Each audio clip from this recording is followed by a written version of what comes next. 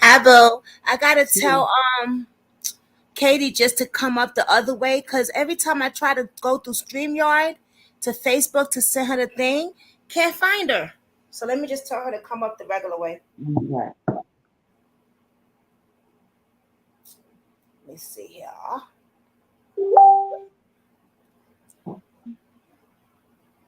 E-Money in the building.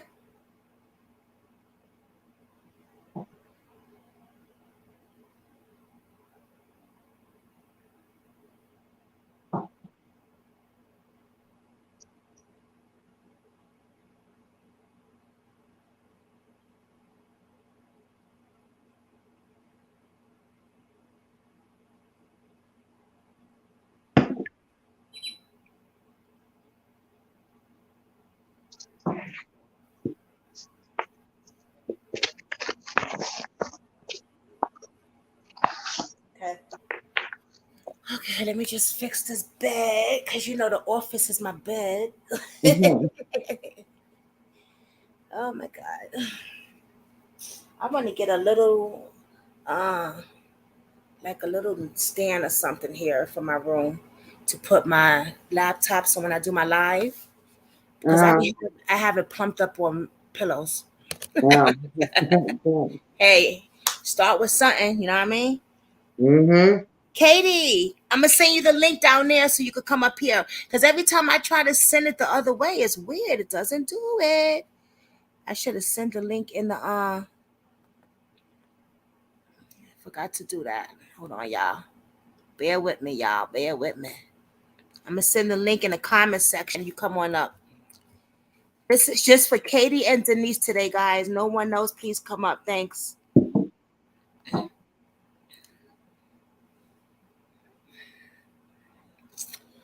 Okay. Uh, E Money said, "Hey, Justice for Aliyah."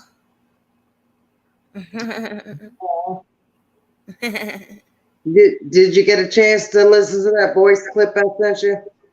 1 second, and next thing you know, it was 3 o'clock, and I had to turn it off, smoke a quick cigarette, and get on live. So actually, no, but I can't wait to hear it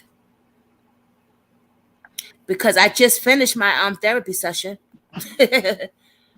Like a little while. Hi, pretty lady. Oh. I am all over the building. I am just all over today, but I am good. So okay, it's 3:08. Let's see. Let me put my glasses on. Oh, hold on, y'all. Just bear with me. It's way off. You're good. Y'all look beautiful. Y'all look great. Let me see. If I mute or hop out, it's because a child, but I'll be back. Okay. It's okay. It's okay. All right. 1 minute, y'all.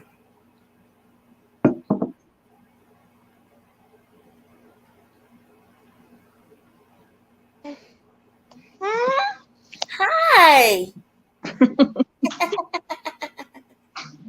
She's like, oh, is this Brooklyn Squad people? That's who they are. Yes. Yes, we are back. She sounds so adorable. I feel so precious and cute when they that age.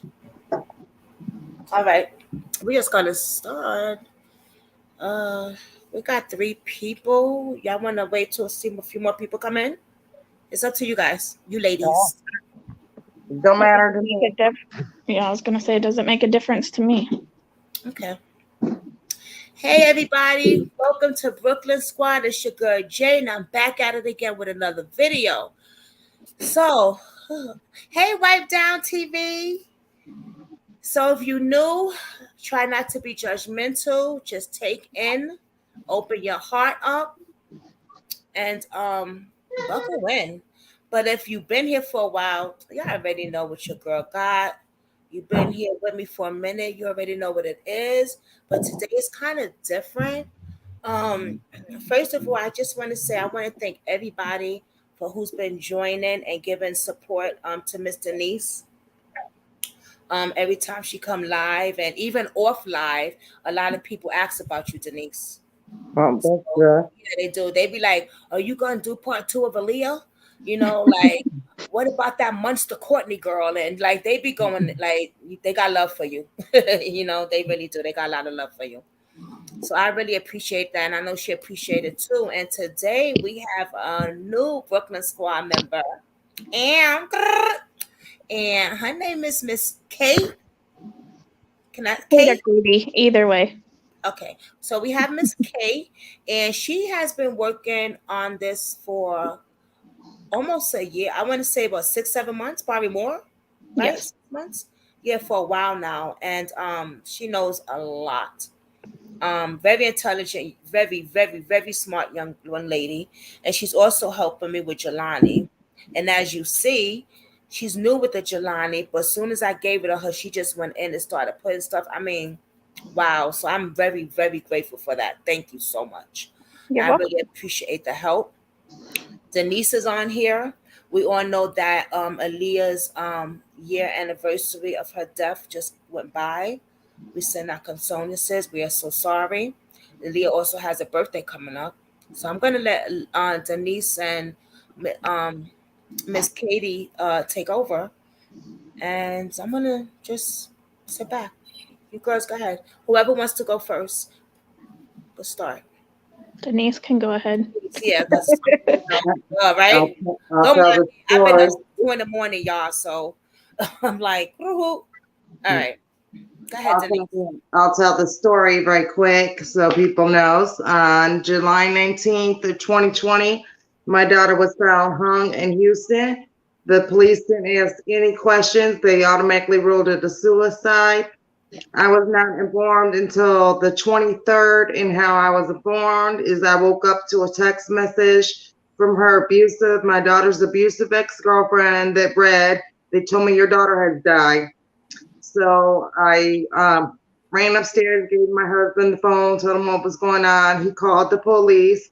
They said they confirmed it. They were looking at a file, and that all they told us was that my daughter hung herself with her fitted bed sheet, and that she left no note.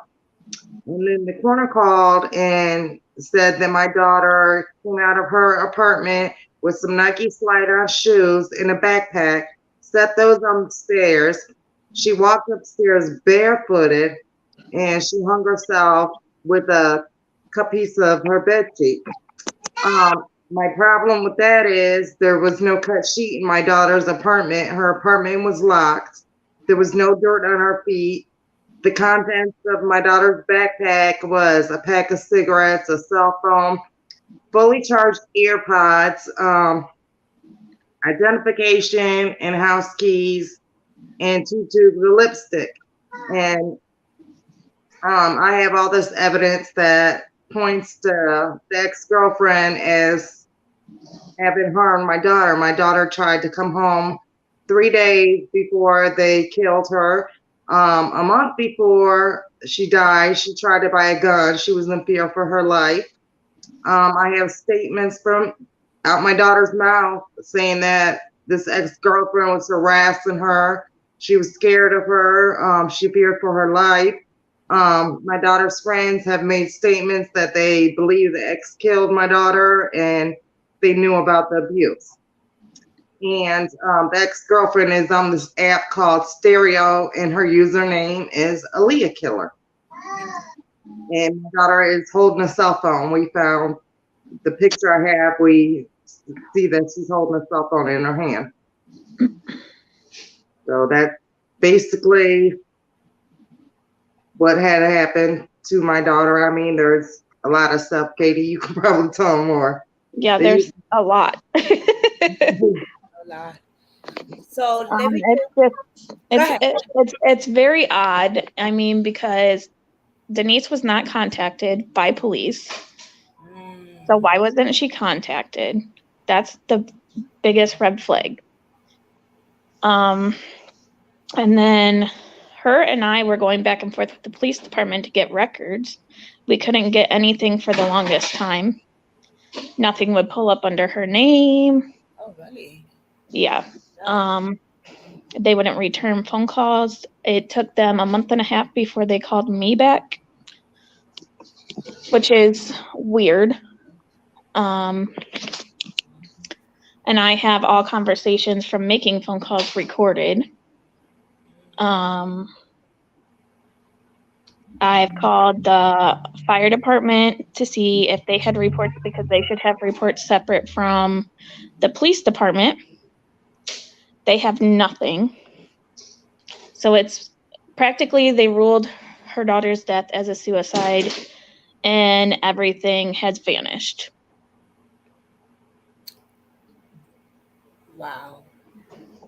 And how does that happen unless police are involved and paid off? Since then, these officers no longer work for the police department. The police chief instantly retired or got fired. I can't remember exactly, but Retired. He retired? Yes, he retired at a young age too. mhm. Weird. Weird. Okay. Yes, it is. So I'm gonna go just back a little bit. Let's go to when you said she was not even contacted by the police. Mhm. So you got a message on your cell phone by 3 her. days after So by the first it was ex-girlfriend. okay. So wait. So first the ex-girlfriend messaged you, right? And that was 3 days after Aliyah was murdered. Yeah. So the cops never, and she texted you. Am I right? She didn't Yes. even call. Right. She texted. Yeah. And what was the text? The text read, "They told me your daughter has died." That's it. That's it. No phone calls prior to it or anything. And the police were called out to my daughter's residence 10 times within a year.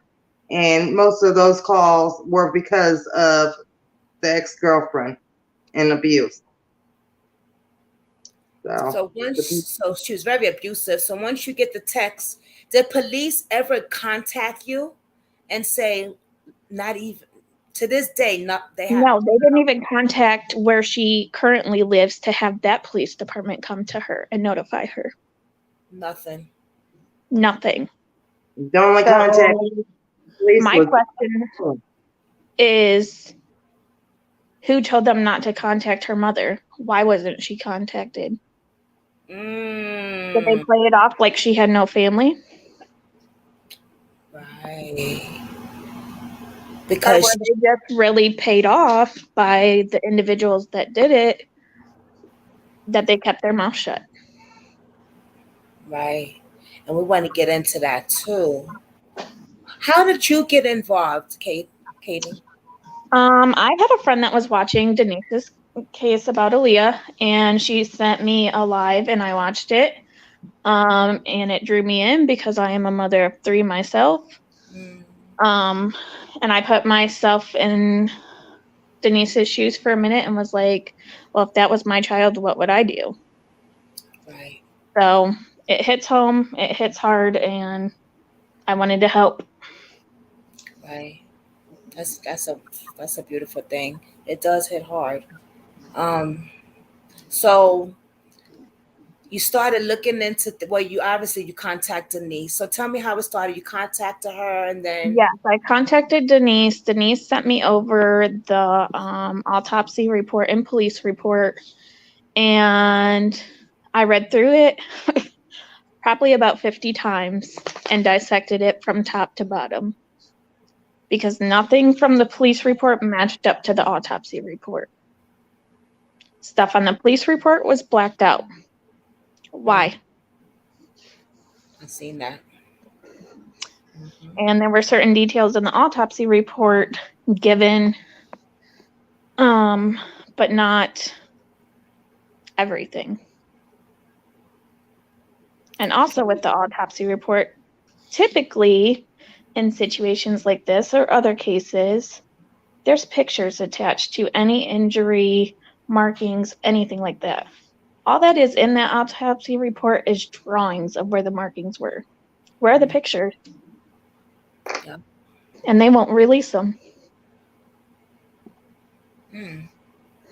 When you said everything, some of the stuff wasn't in the report. Can you tell us like what other So, like things? in the autopsy report, they made it a point that she had red toenail polish on. What about her fingernails? Why Mm, was it just her toenails that were described?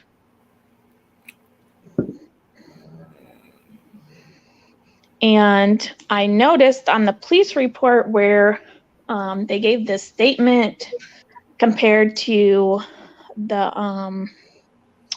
I can't remember what it's called, but it's like the breakdown paper, like description paper of the items in the bag.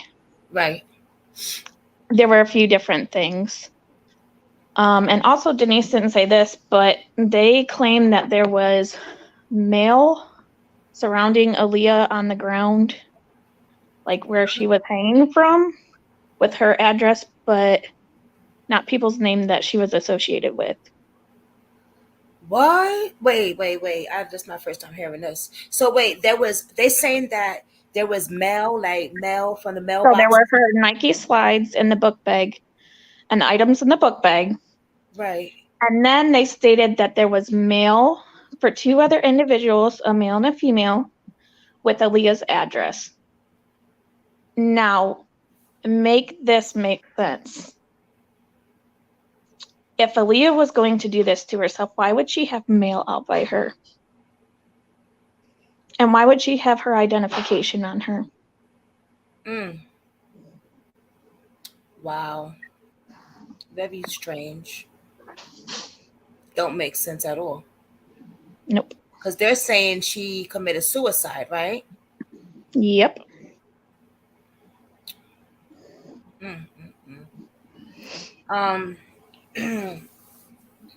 When you called Denise, what did they tell you?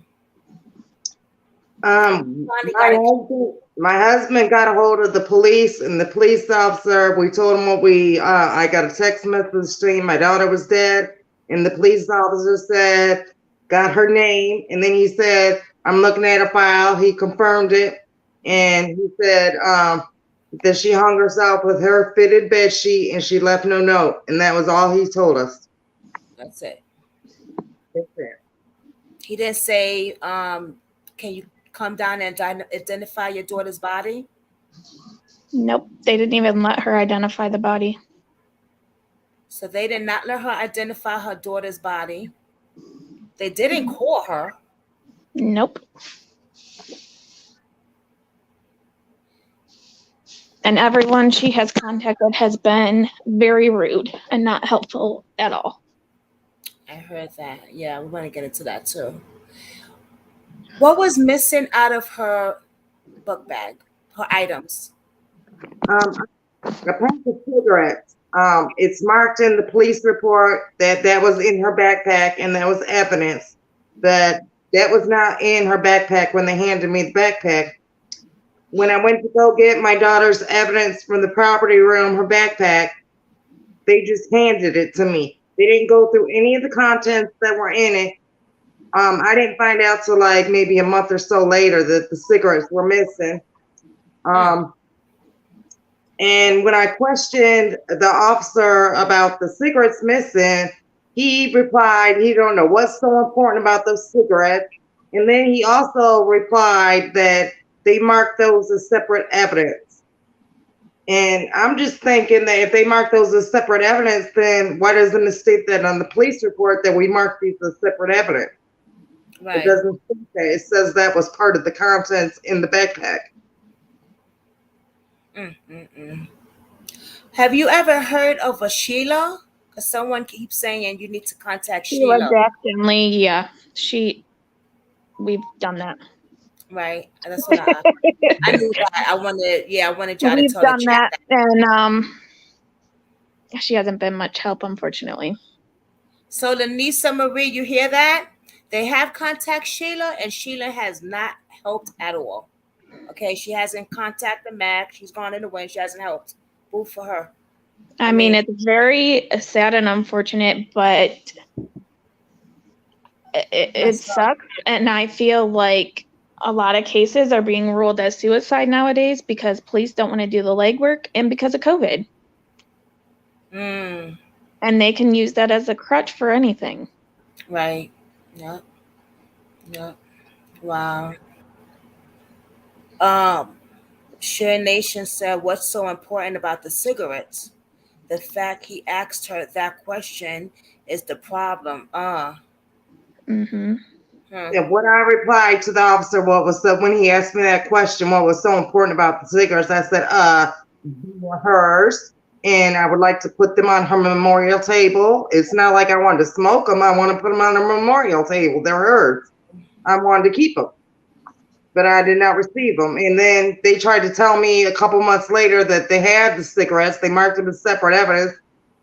I don't want the cigarettes. You could have went to the store and bought a pack of cigarettes. I don't want them. I want this cigarette. They should have been in that backpack. Right, exactly. I still question it to this day if there wasn't DNA on those, is why they didn't give them. I was just about to say that. Yep. Now, did they check for DNA of anything? Fingernails. I mean, They didn't check anything on Aliyah, and in their apartment, they didn't check anything because we were told there's lots of DNA in there. And then, like my daughter's earring gauge, an earring gauge makes your earring hole bigger. Right. That was missing. That was missing when I got her jewelry back from the funeral home man. He gave me one plastic earring gauge. I said, she had two. I said, where's the other one? He said, I don't know. This is what they gave me.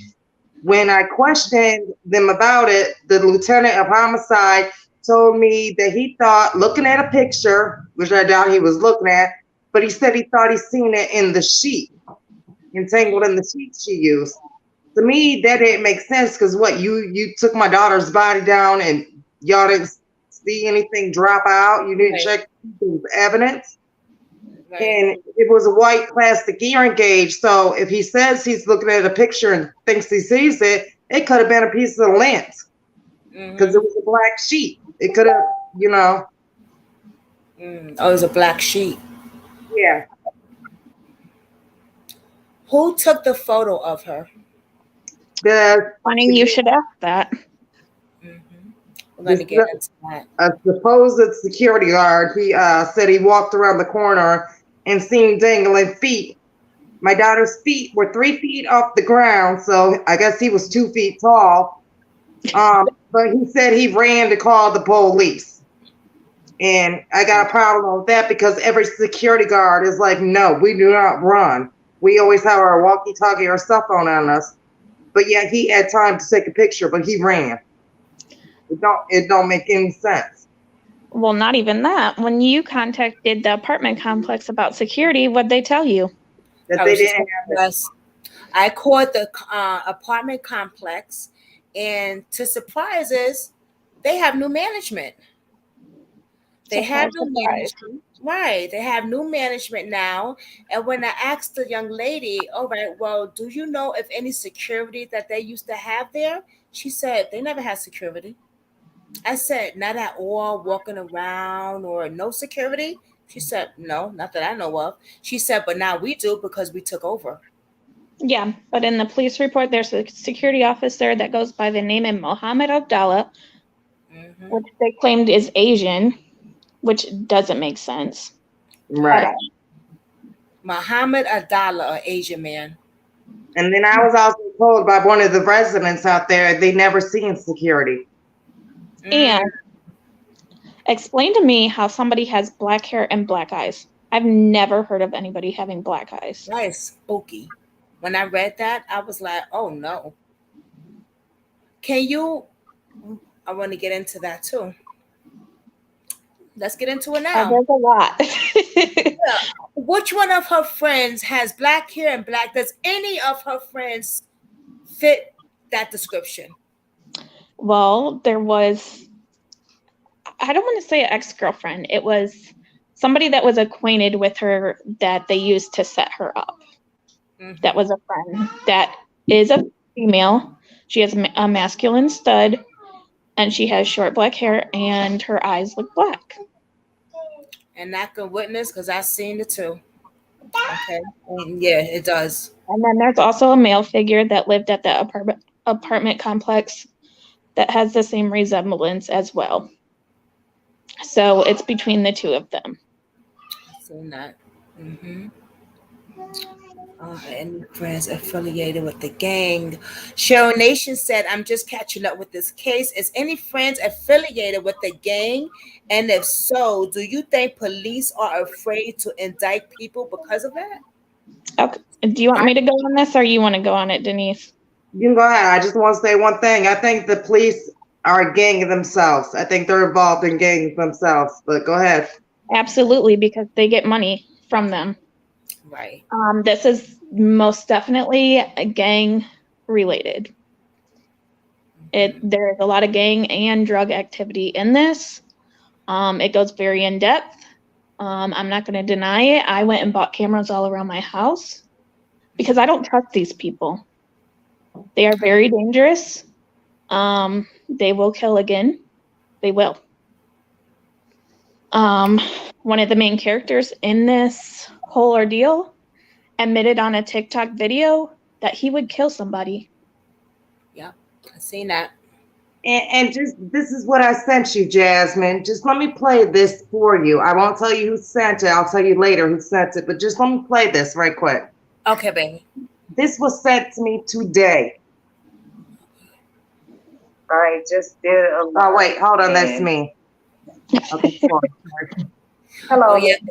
I was just giving you this voice message because I don't know if you ever noticed, but when Aliyah died, I told you, and I say again, I told you that it had something to do with Ciroc and the other people and stuff. I told you that because I knew for a fact. I heard it with my own 2 ears, and on top of that, Ciroc was moving funny, and she went to Aliyah's apartment and picked up their stuff and dumped behind herself, and etc.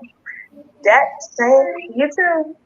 same week, for about 2 months, people were looking for me because I knew so much about the situation. So people were trying to kill me for your daughter when I told you the truth and told you everything I knew, and you still went over the fact of the knowledge that I knew about your daughter. And still to this day, you're trying to get justice, but you can't get justice now because you didn't listen to me. They were going to kill me for your daughter. You know what I'm saying? Like, I understand it's hard on you and all that. Like, this is not a message trying to be mean. I'm being honest. That's basically all she's saying. But right there, she's telling you that she's admitting to it, but in the same sense, I also feel like she's saying a threat, like, you're not going to get justice now. Why? Why not? Why put the question now?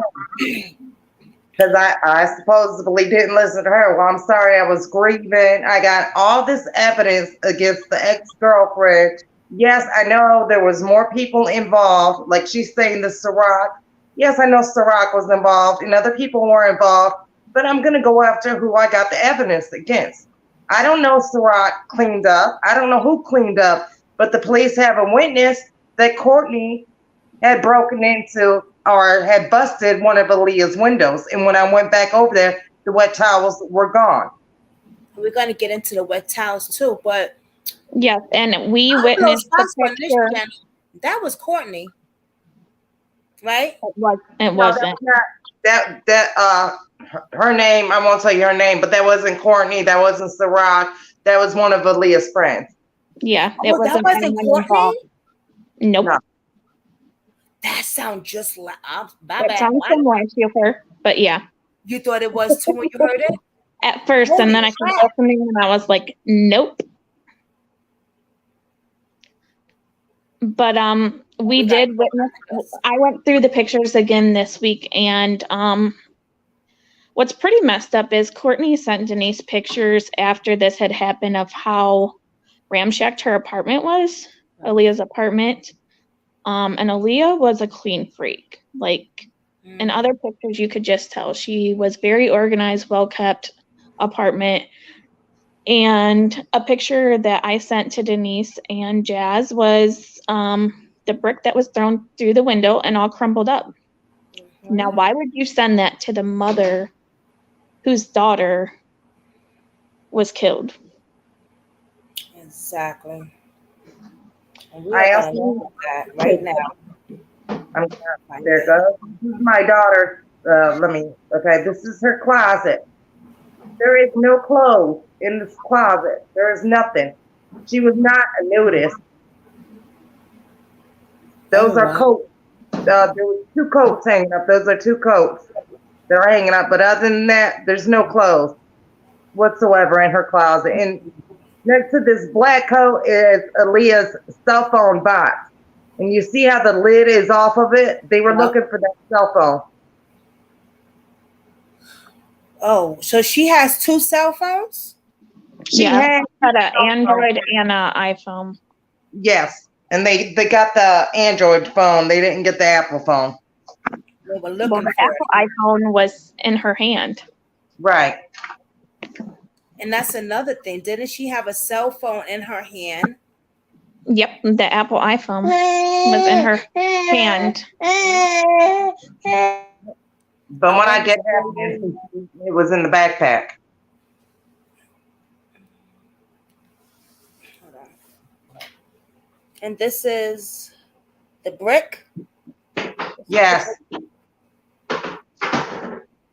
That was the brick that they threw through the bedroom window. They actually, that's the first time it got broken. Then maintenance fixed it with a board, and I have a board. I have the picture on my TikTok page where the board is like sideways. They broke into there again. And that right there is the brick that she even showed. She showed you that.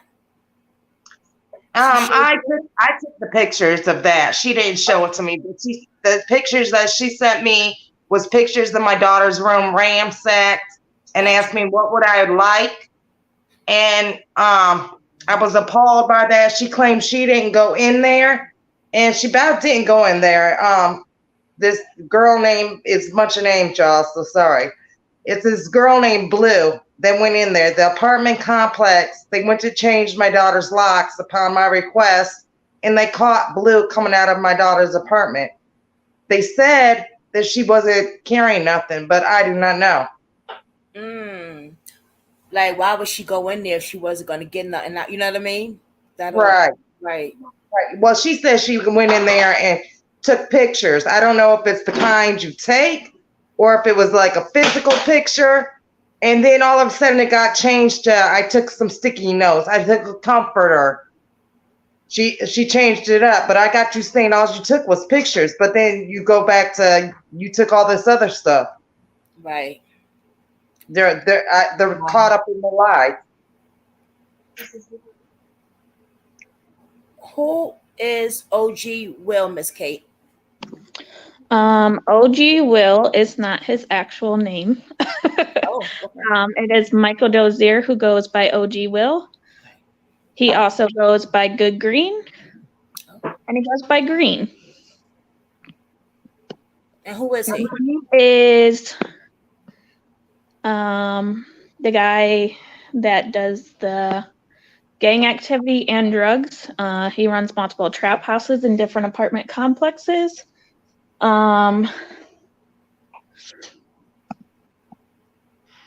He had been acquainted with Aliyah at one time. I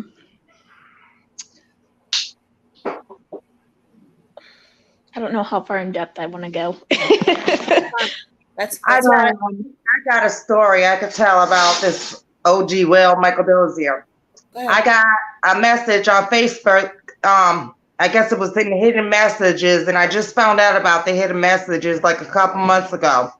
But this message was from October, and the year was 2020. So that was shortly after my daughter died. And the message was from this Zeke Will. This Zeke Will, he said, I want to tell you about your daughter's murder, and asked me to contact him.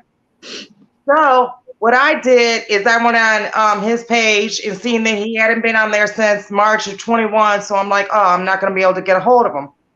So I went on his friends list. He had one friend. The one friend was an OG Will. I went on OG Will's page and I was getting ready to message him, could get a hold of Zeke. And then something told me I better not do that. Well, in the meantime, I had my forensic investigator friend run a facial recognition on him because I knew OG Will wasn't his real name. I said, who is this? She came back and said, that is Michael Paul Dozier. He has a criminal history. He has a lot of pending court cases. He has residence, in Illinois, Las Vegas. All the way from Texas, all the way from Texas up to New York. Wow. Right. And even in Vegas. And another story I could tell you about Michael. I got a phone call out the blue from this girl named Bella. Now, you know how women get mad and upset at their boyfriend or whatever, and they want to tell on him. Well, Bella called, and she wanted to tell on Michael. And she was like, he is the kingpin out there. He sells drugs to the people that work in the office, the security guard, and the residents. Then she went into that my daughter called the police and snitched on him about his trap house, and he said he was going to get her. And she called me out the blue and offered this information. I didn't even know the girl. And then I started calling Michael out on social media, and Michael got a hold of me. He had some girl call me, and I could hear Michael in the background. The girl and Michael were yelling at me and stuff, and they asked me, what evidence do I have? Look, who? Lanisa Marie, do you know him? She says he works at a tattoo shop. Oh, yes, he works at the tattoo shop. One of my followers sent me that he works at a tattoo shop. I ended up calling the tattoo shop and telling his boss that he was a murderer. Oh, yeah, you did tell me that. Yeah, you did. Yeah. Don't play with Denise now. Shit. He admitted to breaking that. Yeah, Courtney did admit to breaking the windows and stuff like that. Yeah. Michael Dozier honestly hides behind a lot of names, and he tries to hide behind his father's name because they have the same name other than his dad's a senior, he's a junior. And he does have lots of pending cases. You know, running a trap house and stuff, he's able to pay off his fines, no problem. Yep. From what we've gathered on Aliyah's case, he probably paid off the police about $30,000. Oh, wow. He does have a case that was being reopened recently. I don't know if it's been cleared yet or not. I have to check. Yeah, I know what kind of. That was supposed to be somewhat similar to this situation. Wow. So he is definitely dangerous. He will hurt anybody, especially if somebody's out to get him. That's why he wants to know what evidence there is, what proof there is, because he's coming after you next, needless to say. Okay. And he thinks I'm Boo-Boo the fool and I'm stupid. When I was in Texas, I did want to meet up with him, and then I changed my mind because I knew it was dangerous. So I was like, I didn't want to meet up with him. But the girl that was trying to set up the meeting, she texted me back and said that he doesn't have a car. Oh, really? I don't have a car. Oh, really? Really? So that might not be a lie right there. I'm like, that's a complete lie. Right. Yeah. And we are going to bring that up because. Also, I want to make it be known that he was in the Navy at one point in time, or it's known that he was in the Navy. And the way that Aliyah was hung, the knot was a military knot. There are multiple people that tried to reenact that knot and could not do it. I mean, it's not your typical knot. So somebody that had the education in that type of knot would know how to do that. A female's not going to know how to do that. They're just not. The knot was more like a tie, like tying a tie type of knot, in a sense. I, as a female, do not know how to tie a tie. I'll be honest. And there's not many people that do. The Black Panthers even said they didn't know how to tie that kind of knot. I'm sorry, Katie. I was trying to press pause. At Denise had the back music on the thing. You said he was in the Navy? So people say. I didn't know that part. Wow. But if he was not, there's somebody else that was acquainted with somebody that was involved that is in the Army. So it's one of the two. Because of the way the knot was made, right? It would have been a military knot. It wasn't even like The only people that would know how to do that is if they were a military or a certain type of construction department. Okay. Wow. Come on, Michael Dozo. Denise says. There is so much stuff you found, Katie. I want to hear more. What else did you find that you was like, this is something that's just not right here? He was Bella okay, so Bella was helped, but yet she wasn't. Bella was the type of person that she would tell you things when she was pissed off, but yet if you said too much, she was running back and telling Michael. So we had to cut her off. Oh yeah. But she did say that he owned a business.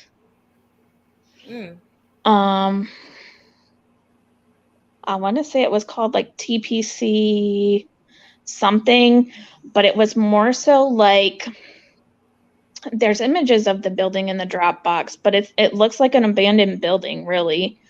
And the only way you would enter is from around back. And with the trap houses and things, we believe that he was using it for obviously drug use and prostitution uses, and potentially to bring in goods from like Mexico and that. I mean, we could be wrong. You think he did trafficking? I do. I really do. I mean, he's not afraid of anything, and he's making money, so he can get away with everything. So why does he have to be ashamed of anything he does? It's not fair. It's not right. I mean, and law enforcement is failing people because of that. That is Fargo. And he is. Fargo Jones lived at the apartment complex and knew Aliyah through Blue, right? Right. Because they had dated at one time. But he has a family member that is in the Army. Courtney knows him and follows him on social media. But he is one of the people that has black hair and black eyes. Potentially black eyes, not really, but as they claim from the description. And they all hide, they all hide under fake names.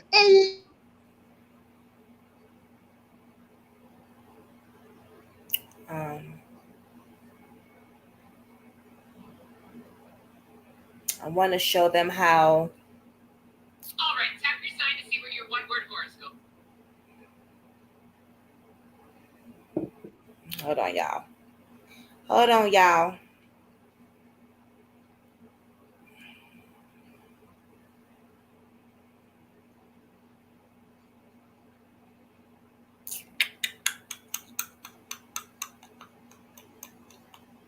I wanted to show them how, what's her name? Blue? Not Blue. Yeah, right? Blue? The one with the dark? Nope, Ciroc. Ciroc has the dark hair, dark eyes, masculine femme. Oh, yeah. I can't do that one yet. Denise know why. You know why, right, Denise? Yeah, okay. We'll tell you later, Katie.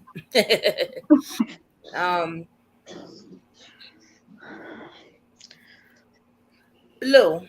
Who's Blue? She said she claimed she was Aliyah's sister. Supposedly good friends, like a sister to Aliyah. She had lived with Aliyah, but Aliyah put her out the house a couple of months before she died because she was mooching off her. So Aliyah ended up putting her out the house, but she kept the house keys for months.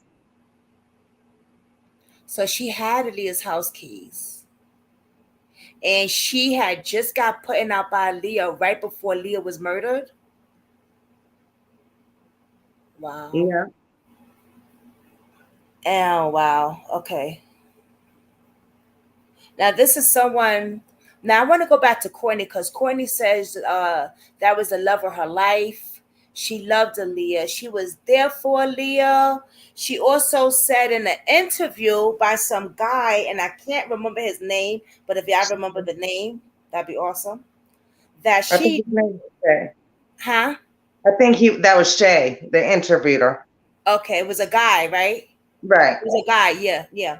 That she has never stalked Aliyah.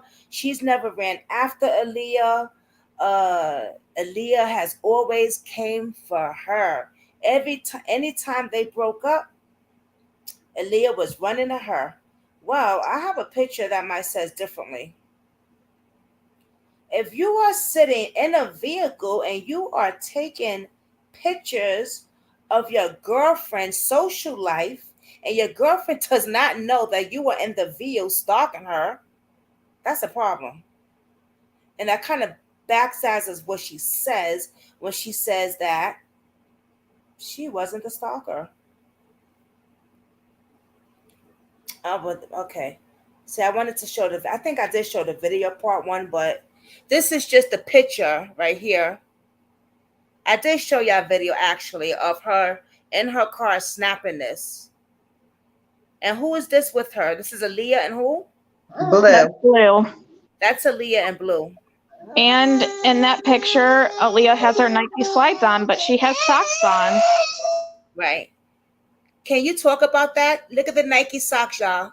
There's a reason why Miss K circled these things. I mean, Aliyah was known to wear socks with her sandals, and when she was found hung, she was barefoot and her Nike slides were on the ground. But Aliyah would always wear socks. Walking around the house, she never walked barefooted.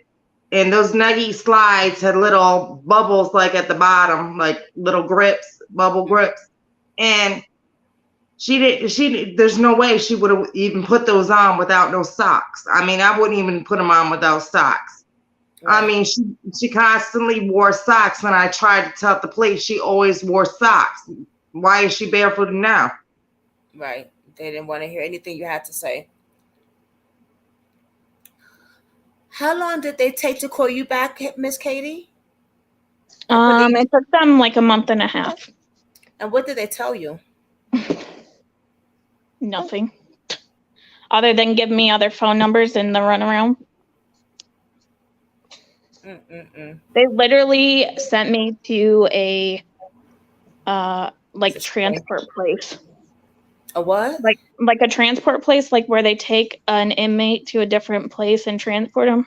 Are you serious? They gave me a phone number for that. What?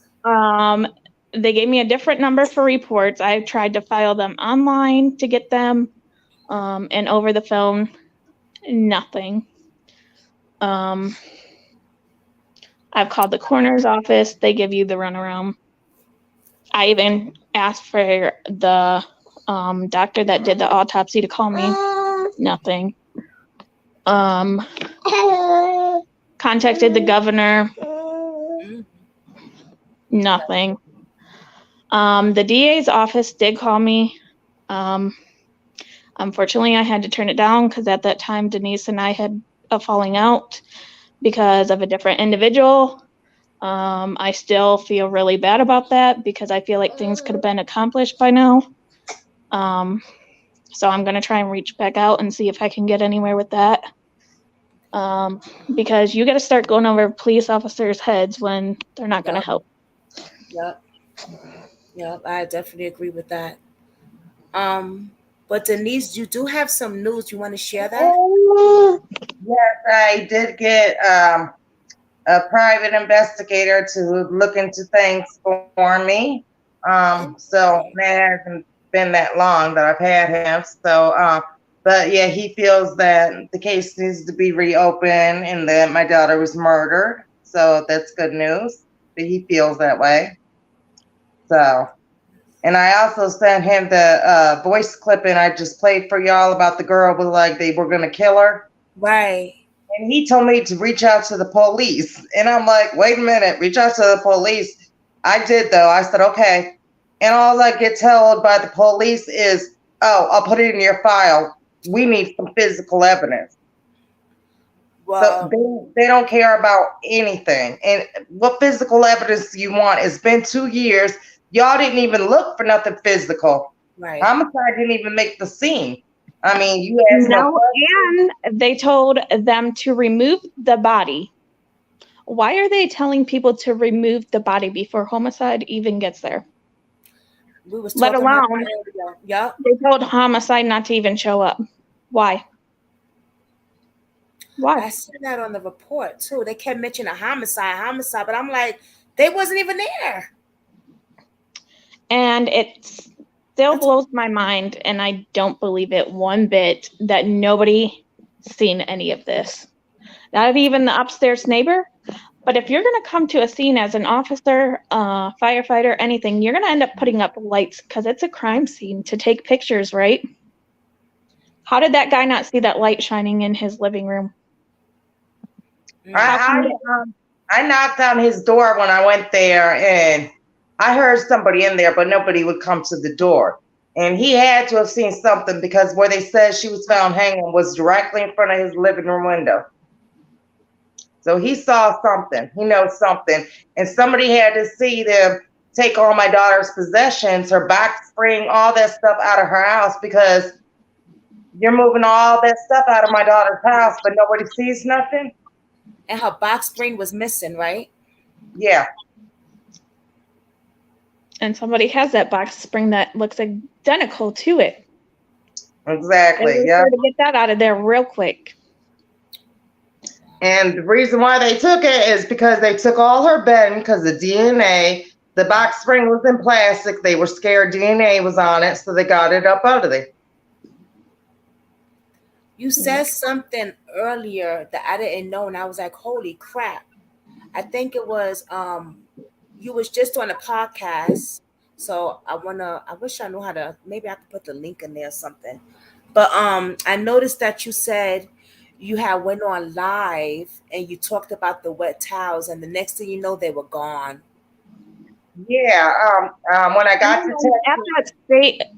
in that state of mind, as a mother, your brain is all over the place. You're not going to think to grab things, and unfortunately, it was too late. Right. Exactly. But no, I'm getting at it because the reason I'm saying that is because what's her face was watching probably, and that gave her the let me go grab. You know what I mean? I left something there. You know what I'm saying? Right. Because when I got to Texas and I looked in my daughter's apartment for a piece of paper, piece of receipt, I was slithering over her mattress. I emptied out the trash can. I couldn't find nothing. But I did find a garbage bag. It was a Glad garbage bag. I remember one of them stretchy white ones that was filled with wet towels. They weren't soaking, but they were wet, damp. They weren't drying. They were freshly wet. And one of the towels was a washcloth, and I looked at it, and I mopped my kitchen floor on my hands and knees before, and it had those markings, dirty markings, like the floor had been mopped with it. And I asked the Lieutenant Sweet of Homicide, the one that retired, I said, should we get the towels? We found a bag of towels. And he said, no, what for? We were like, they could be evidence. He was like, no.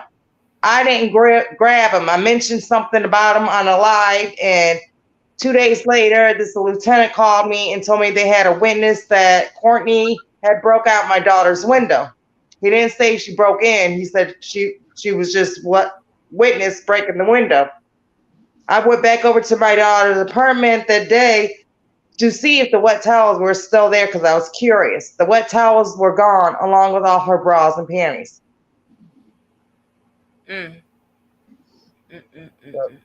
Yeah. They just took her stuff, broke into her window. Cops don't ask questions.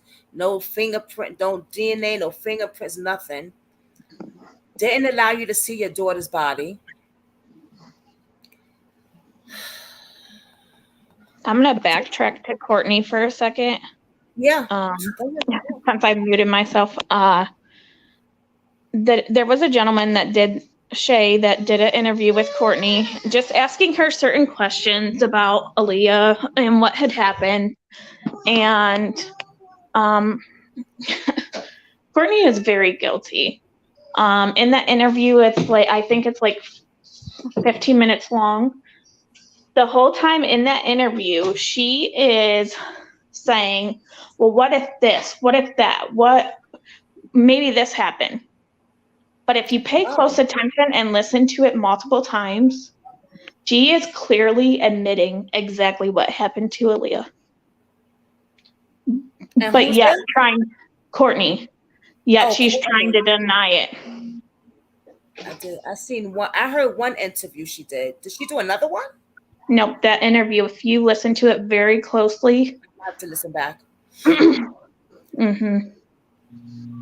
She admits everything that took place, yet tries to cover it up and deny it. Like, well, what if this happened? That's like, let me play this one voice clip and see if your followers can catch what she's saying. Stupid, bro. What you mean you couldn't protect her from me? Bitch, I'm not the only. What the fuck? You're stupid. Miss Denise, please stop talking to me. Thank you. Have a good day. Bye.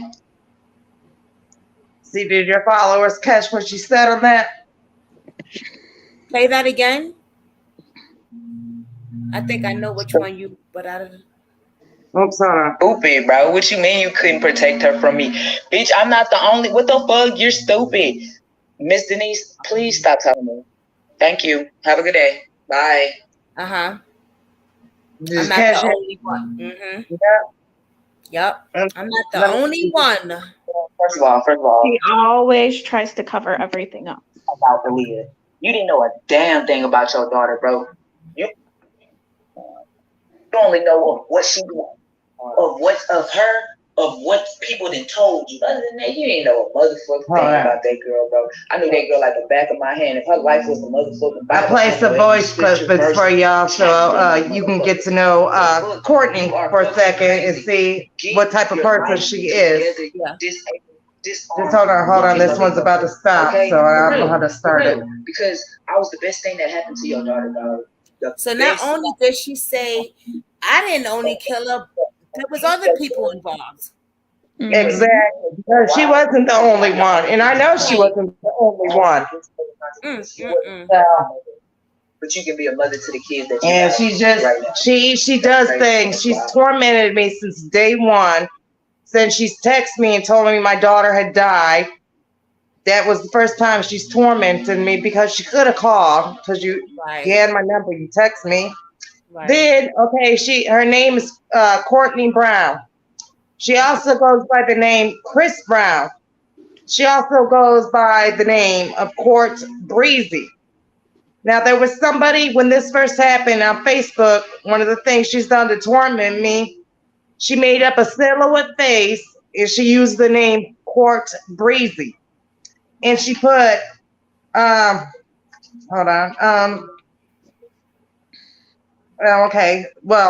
she put, you accused Aliyah of molesting her little sister, which she did do. She confessed that to me. So, and it was, I took my daughter and got her looked at, and that was not true whatsoever.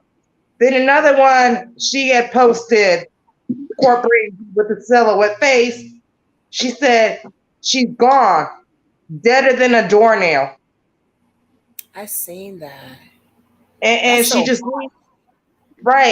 she would leave messages online about, if you die today, who's going to unlock your cell phone? Leave a dot and I'll tell you how I murdered you. And she's always just like, she's on the app Stereo, Aliyah killer. These are things that she does. But here goes some voice clippings of her so that people can know what type of person she is. Girl, first of all, bitch, you didn't know shit about Aliyah. You didn't know a damn thing about your daughter, bro. You only know of what's of her, of what people done told you. Other than that, you didn't know a motherfucking thing about that girl, bro. I knew that girl like the back of my hand. If her life was the motherfucking Bible, I know every scripture, verse, and chapter in that motherfucker. The fuck? You are fucking crazy. Get your life together, you disabled, disarmed looking motherfucker. Okay? For real. Because I was the best thing that happened to your daughter, dog. The best thing to happen to her. And a motherfucker that like you yourself, you wouldn't believe that. You know why? Because you have your own guilty conscience. You have your own guilty fucking conscience because you wasn't a fucking mother. But you can be a mother to the kids that you have right now. That's crazy. That's wild. I'll play one more for y'all. I hate that voice clipping when she talks about disabled and disarmed. Why does that have to be brought up? Right. They standing 10 toes behind me. Who the fuck standing behind you? Let's see. Nobody, actually. Besides your damn self. What the fuck? Girl, get your shit together. Get the fuck off of fucking Facebook trying to play Judy B. Jones like you fucking investigating some shit like you the jigsaw man, bitch. Damn. You look fucking miserable. And that's why people laughing at your goofy ass. And that's why I'm gonna stay clowning your goofy ass, bitch. That was her. It's a Let me shame. see if I can get the top one of my daughter so you can hear Aliyah. I was gonna ask you, can you play the one with Aliyah? Yeah, I'm playing If it now. you could find the one that she says, look in the attic and then earn. Okay, I'll try to find them. But here, this one's Aliyah. But it hurts when I breathe. When I come home, my chest hurts. Like my head got banging. Like I want to come home, Mama. I don't care about none of that stuff. I just want to know why everybody hates me. I want to go home. Yeah. I'm scared people are out to get me. Like, I should never feel like that. But those are her own words that she feels like people are out to get her. She tried to buy a gun. She stated she was scared. But the police aren't protecting and serving my daughter. What, is because she's dead now? Y'all let her get killed? I also believe that was a sign of her crying out from being abused. Right, exactly. And like I said, the police were to her apartment 10 times. They did nothing because Courtney would sit there and lie. And the police, they failed to protect and serve my daughter. My daughter felt like she had nobody. She had nobody. And she wanted to come home, and she was scared to break her lease and come home right quick because Courtney had threatened her and threatened that she was going to do harm to me and to her siblings. And so she was scared for her brother and sister and for her family because Courtney got into her head. Before that recording, Courtney got her boy cousin to jump Aliyah? Yes, that was what the recording was. Well, I talked to my daughter with that recording, and she had calmed down after I guess right when it happened is when she left that voicemail. And I called and talked to her, and she told me the story. She said that Courtney, another female and Courtney's male cousin, broke into her house, and the female and the male cousin beat her while Courtney stood there and laughed.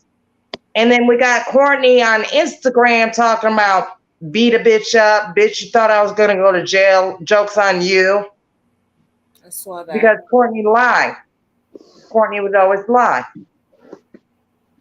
And we do know Courtney's cousin is known for assault and domestic. He has been charged with that multiple times. Wow. Animals and monsters. I got a lot of I don't know all this good shit going on. I don't give Christmas is what Blue said. I don't give a fuck with nobody. Have you ever reached out to Courtney's mother? She said, Courtney sent me a picture of this lady named Shanice Brown and said that was her mother. I never believed it was her mother because I heard with the gay community, they call each other their brothers and sisters, their aunts, their mother. I never believed that woman was, she was awfully young to be Courtney's mother. So I did reach out to her though on Mother's Day, and I told her I hope she had a shitty Mother's Day if she was Courtney's mother. So, but other than that, I didn't reach out to her and talk to her because I never believed that was Courtney's mother. Oh, okay. Have you ever reached out to Blue's family? Since the beginning, Blue has used a fake name. Blue is not her real name. I heard her name is Shay is short for her first name. I guess she's got some long first name and Shay's short for it. But when Aliyah first died, Blue made up a Facebook page. She had only had the Facebook page a month after Aliyah died. She made it up, and her name was Blue Gatson on there. Then she's on Instagram under Blue Dollars. She deactivated that account. So I've never known Blue's name. And now she's on TikTok. Oh, yeah, now she's on TikTok. I've heard she moved to New York, though. And I believe that because she had a guilty conscience sitting with her on a daily basis. She started losing weight. Right. She wasn't her normal self. She had to get up out of there because she knew if she spilled the beans, she was next. Right. Now, I haven't found the voicemail about the attic, but I want y'all to hear this one because she's always telling me this. I just want you to hear that she's proud that she's living and breathing. And it's like she's bragging to me that she's living and breathing. Mm-hmm. I heard that, yeah. You're right. I'm going to continue to enjoy being a manager because I have to go on with my life. I have to live my life because I'm still living and breathing. I got to do shit for myself. I got to make it out here. You know what I'm saying? Like, lady, get the fuck, bitch, because I got a lot of shit going on for myself. Okay, I'm about to get a car.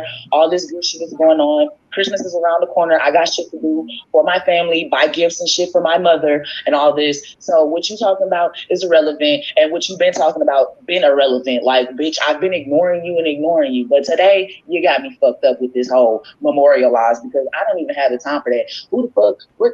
Girl. But yeah, she's always telling me several times that she's living and breathing. Kind of like she's rubbing it in my face that your daughter's not living and breathing. Right. So, and then what she's talking about there, you got me messed up because of the memorialized. I was talking to her basically about Facebook. She memorialized my daughter's Facebook page. She has all my daughter's login information, her Gmail, and she memorialized my daughter's Facebook page. She's trying to tell me, no, Facebook did that. No, you did that like a month after my daughter died. You have to press a button. You physically have to go into your settings and click on it to do it. Facebook will memorialize your page, but they take like a year to do it. They take a long time. And then I had wrote my daughter August 8th of 2020 when she had died. It made me feel better. I always wrote her Messenger.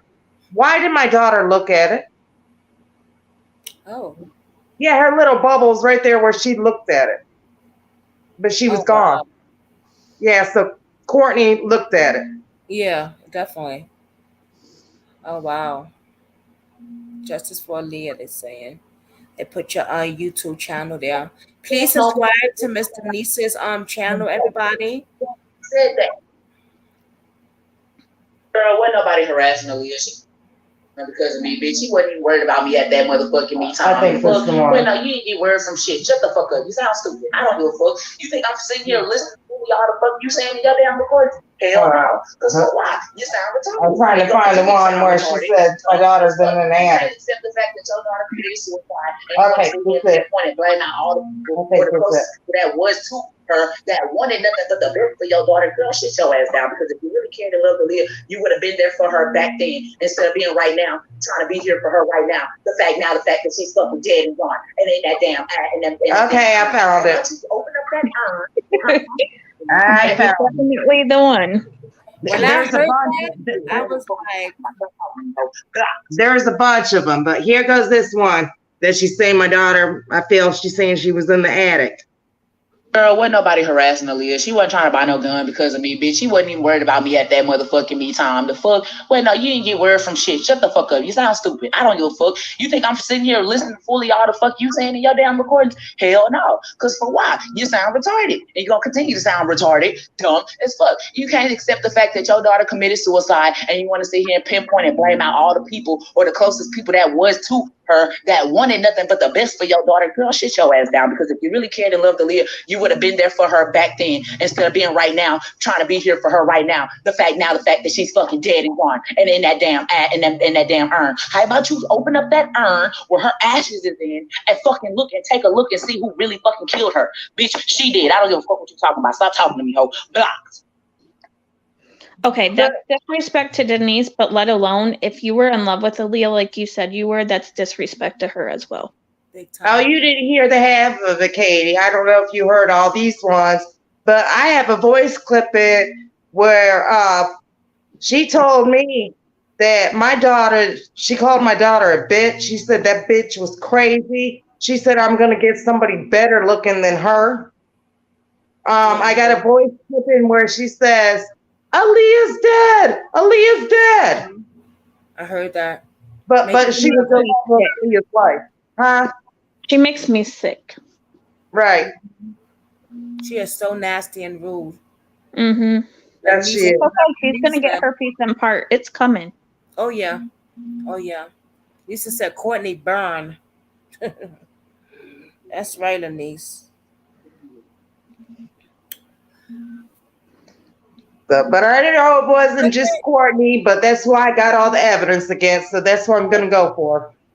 Yeah, Right. there And are this show crap. at least 5 involved. Right. We for sure know. You get Courtney with all my evidence against her. You get her. She's posted a bitch can't go to jail. Right, I She's seen that. posted my days are numbered. So if they get her, she's going to tell it. And how she tweeted the other day, her friends got her back because her friends got my live video taken down because I was talking about evidence. And then she tweeted, my friends got my back. Okay, yeah, your friends temporarily got your back. They're doing stuff like taking my videos down. But when it comes down to it and your friends get questioned, they're not going to go to jail for you. Exactly. Nope, and you can only run and hide for so long. Yeah. Right. Right. That's right. Her days are numbered. Yeah, I was just about to say that. She right about that. Days are numbered. She must know. They coming, bitch. They coming, girl. Yep, you are not about to attempt this on anyone else. For real. Oh, yeah, I got that how I told you I got that message from the Zeke Will that told me he has got to tell me about my daughter's murder. Right. Well, I'd say a couple of weeks ago, I get a phone call at 2:44 in the morning, and it's the Zeke Will, and I'm all excited. I'm like, oh, he's told me he wanted to tell me about my daughter's murder, so he's calling to give me info. So I answered the phone, and he said, yeah, I want to tell you about your daughter's suicide. I said, wait a minute, you told me you wanted to tell me about my daughter's murder. He said, yeah, suicide is murder. And then he started talking real good about Courtney. Oh, Courtney wouldn't do that. Courtney wouldn't, tried to say my daughter got Courtney on meth. My daughter never did any meth. And then he went to blaming. That wasn't in our system. Right. He went to blaming Blue, telling me, well, you need to look into Blue because she's got Aliyah's journal and she took her covers. Oh, you're trying to blame Blue because Blue is now in New York. Right. Why you think he switched it so quickly like that? I don't know. Probably because I was arguing with him about it, and I was telling him all this stuff. What they do. They hurry up and switch it so they don't blow their cover. Right. Yeah, he barely would let me even speak. And then when I mentioned to him, okay, why did Courtney post on stereo Aliyah killer? Oh, that was just to mess with you. How was that when I knew nothing about that app? Right. That isn't cool, nor is it funny at all. Exactly. Right. I knew nothing about the app. Somebody sent it to me and was like, she's on this app and this is her name. She said And she was in the attic. Yep, you heard it right. They heard it too. When she Mhm. said she's in the attic and in the or the urn, she went to say attic. Do you think that's where they placed her in the attic before they? I'm going to tell you, before she was found hanging Yeah, or committed suicide, as they say, right. this happened days prior. yes, it did. And I I don't know if don't want to give a huge, I guess I don't want to describe the image as graphic. All I will say is I seen it. her face did not look like a normal person. It looked like a zombie. Yeah. The knot was not tied around her neck, which, if you're going to commit suicide, that is going to be tied around your neck. And you wouldn't be holding a cell phone because your body would be limp. Exactly. and I don't know if you know this, Katie, but you know how you knew that I told you before Aliyah was coming back here to be with somebody in Detroit. Right. Female. Well, that female told me the last time she spoke to Aliyah, told Aliyah she was going out, was a Wednesday night. She Yep. said, text Aliyah Thursday morning, no answer. She texted Aliyah again Friday morning, no answer. Saturday, she found out my daughter was dead. Aliyah, she told me Aliyah always responded to her text immediately. Mm-hmm. That, and let me just make it very clear that we do not have an actual picture from the police department, fire department, homicide, and nothing. This picture is so sickening that literally you see another phone in the camera. There is somebody using a phone to take a picture of the picture on somebody's camera, Yep, and I then seen that. the display of Aliyah. You Yep. Well, can't tell me this wasn't. explain who took the picture. Okay, the security guard supposedly had the picture on his phone. The Black Panthers that were involved, they obtained the picture from the security guard. And I guess because the pixels get messed up or whatever, and they didn't want to mess up, so they didn't want to send to their phone. So they took their phone and took the picture of the picture. That's where it came from. But the security guard has that picture. But who's the security guard? It ain't no Right. Muhammad Abdallah. I For have real. no idea. I know I see a white finger holding that phone. Me too. And my thing is that picture is a trophy picture. As sickening as it sounds, that is a trophy picture. Yes, I feel that is a trophy picture. I feel that they took it, and with her holding a cell phone, they're like, this is what happens if you talk too much. Blue's trophy, she's got a t-shirt that she made with her on it and Aliyah on it, and it says, my sister's keeper. It don't have rest in peace, Aliyah, don't have the dates of death or when she was born. It's just a picture of her and my daughter, and it says, my sister's keeper. I believe that's her trophy. I believe Blue also has Aliyah tattooed on her name, on her face. right on went the back. She has That is Tommy sick. on one side and Aliyah on the other side. So those obviously are two That's trophies. sick. Right. I'll be honest, I Yeah. don't think Blue physically harmed Aliyah from Right. the research that we have done. However, I do feel that she played a part in roles of like grabbing things and being the watch out. It sounded like she was obsessed with Aliyah too. Well, I Having know her name, your face, Aliyah stated that she don't want to mess with another New Yorker, and I know she was talking about Blue. So I know her and Blue had messed around. oh, I was gonna ask you that before. So they had to have. I don't think they messed around long, but Aliyah made the statement she'll never mess with another New Yorker again. Okay, so that didn't And go I too believe well. she was talking about Yeah, Blue. yeah, because I'm like, why would she have her the name here? I mean, it's just kind of weird. You know what I mean? Like, seemed That's she was like her trophy, and that's for her to, like, if it comes down to it. I love Aliyah. Look, you know. It's more of like a guilty conscience thing. Right. I will say all the people involved, or at least the females involved, Those. had Oh. gang-related tattoos. So that's how we can know for sure this is gang-related.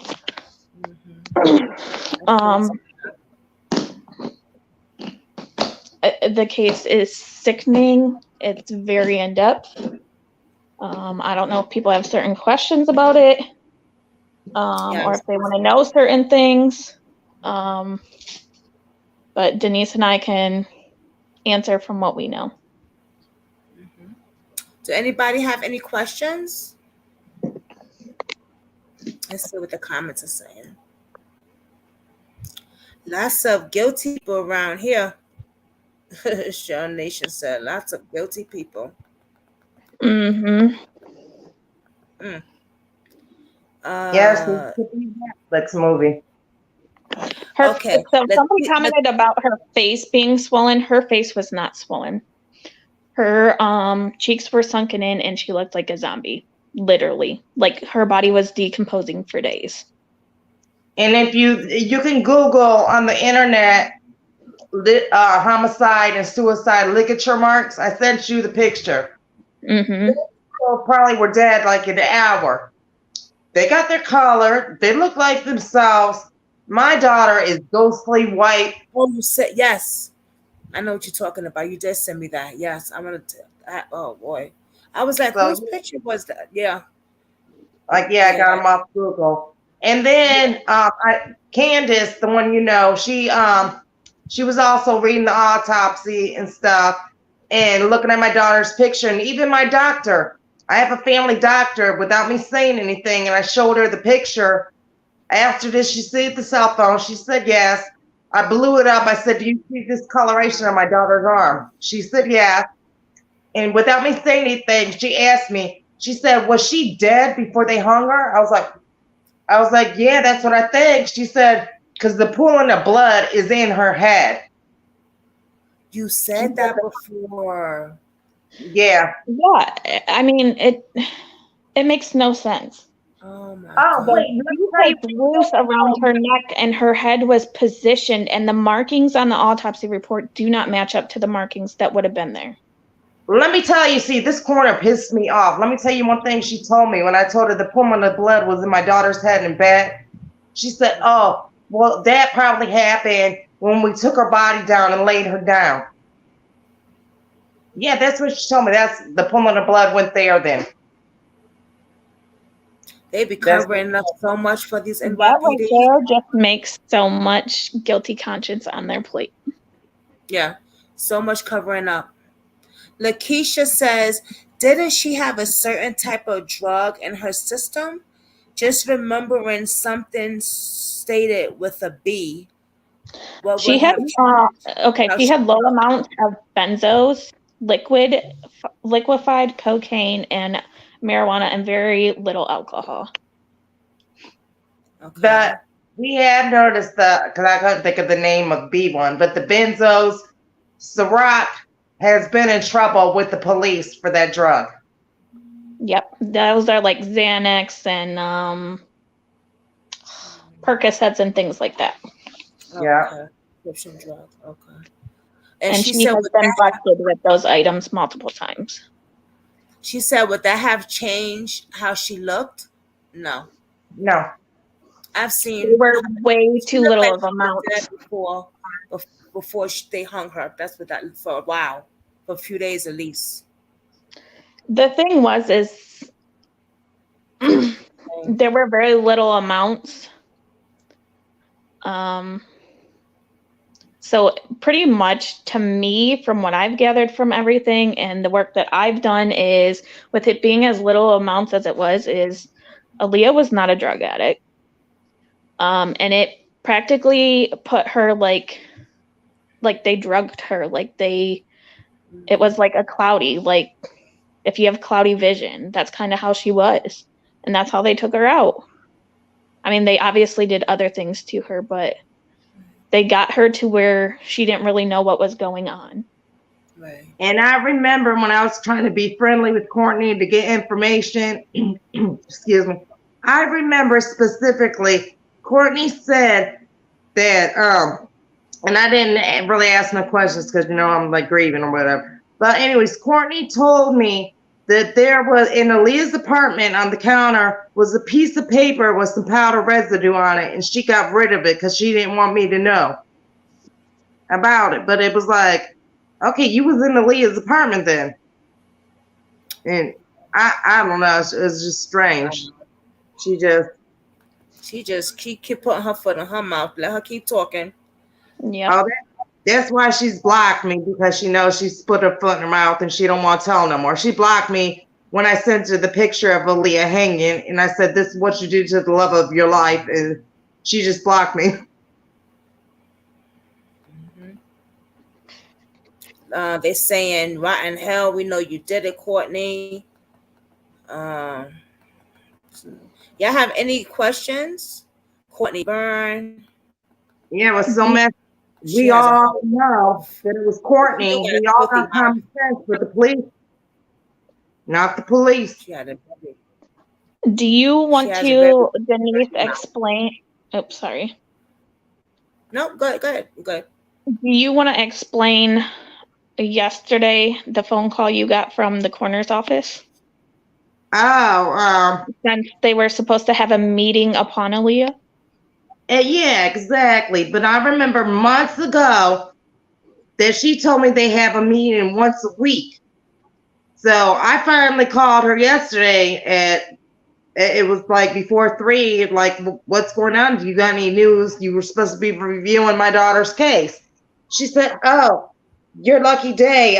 We're having our meeting today at 3:00. And I'm like thinking, wow, oh, you have a meeting like once every couple of months? But I'm like, okay, thank you for discussing my daughter. Let me know what you find out. Well, I just woke up. That's why I didn't record the call. She called me at 5. I did not expect her to call me. She called at 5:00, and then she started going into, I knew she was about to say suicide, because she started going into, we looked into Aliyah's past from when she was a child. When Aliyah was a child, yes, she was in and out of mental hospitals, and she had seen counselors, but she had coping mechanisms. I took her and got her help. And that's what I was telling the lady. She's like, oh, we looked into her past, and all. She was just making up so many excuses. What does the past have to reflect upon this? Right, exactly. Exactly. Her past shouldn't have nothing to do with this at all. Exactly. And then what somebody that's looked at the police report, an ex-police officer, he cannot understand why in that police report, why is it listed that my daughter tried to overdose on pills? He was like, how do they know that? And how they know what she tried to overdose on? He was like, that's what really concerned him. He was like, how do they know that? So, and even if they call, because she did go to the hospital, so even if they call the hospital, it's going to take a minute to get the records. And this was at 4:30 in the morning. Records department is closed. So where'd you get that info? Wow. Maybe the ex. Yeah, she might have been the one that called it in. Wow. Big setup, boy. Big setup. And usually on a police report, it says that they're going to the scene of a deceased person or somebody they found deceased. Why does my police report automatically say they're going to a suicide? How do you know it's suicide unless you investigated it? That and that is weird. Why is it reported in there that who was it? That female that stopped to get coffee before she arrived to the scene. The coroner investigator, Mrs. Chong. Yep, she stopped to get coffee before she showed up at the scene. She said she got there an hour after taking the body down. And she asked no questions. Wow. And I don't know if you noticed what I figured out, Katie. If you look at the police report, and the times that they say they didn't see a body to the times where they said they seen a body, and then if you look at the coroner investigator reports, the times are different. There's like a 20 minutes different. Yep, they don't match up. Right. COVID put a hold on this, but mark my words, that heifer is not getting away with this. I feel I you. would, if I did something like that, I'd just be in fear for my life. The mother's on TikTok and all over social media, blasting my name, showing my picture, and I gotta walk Mhm. around in public, and hopefully these people don't see me. I'd be worried, always having to check behind my back. Right. Lakeisha says, that's what she was thinking too. Maybe they drugged her. Yeah, I believe they did because she fought. That's why there's blood on her knuckle. I could tell that. You can just look at it and see that red spot.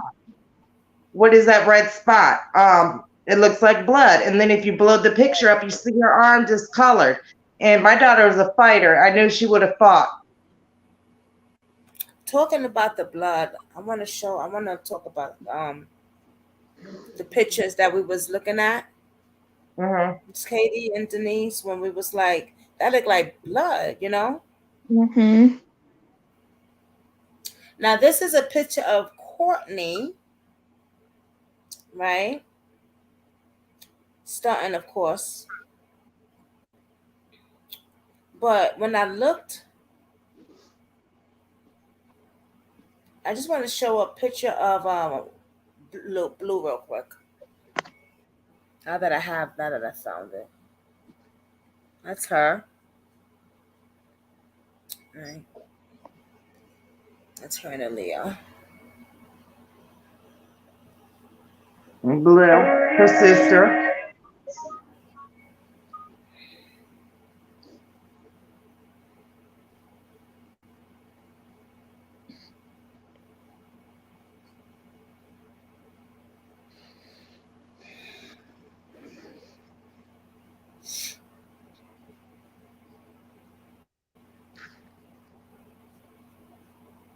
This right here. Wow, I want to show this one first. Here we go.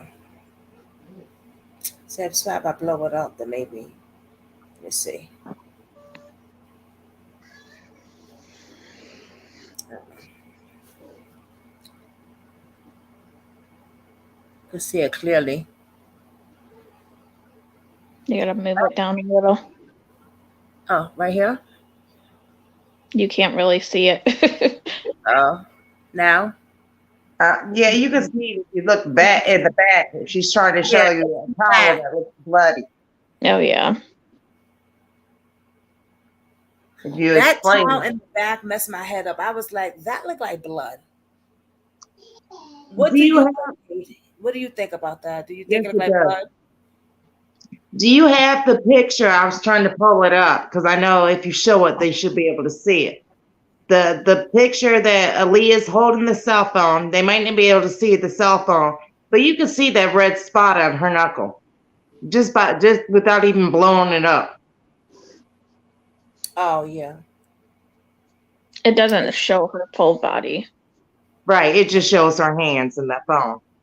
It's in the Dropbox. Y'all get it. Yep. I know exactly what you're talking about. All right. Yeah, I got a photocopy, but it's not that good. It's okay. I got one.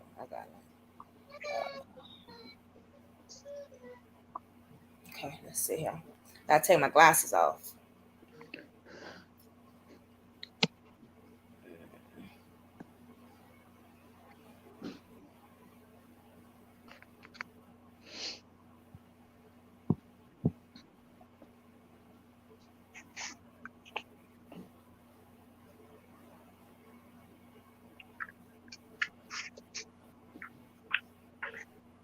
While you're looking, I'll read this to y'all. It's a statement from one of Aliyah's friends.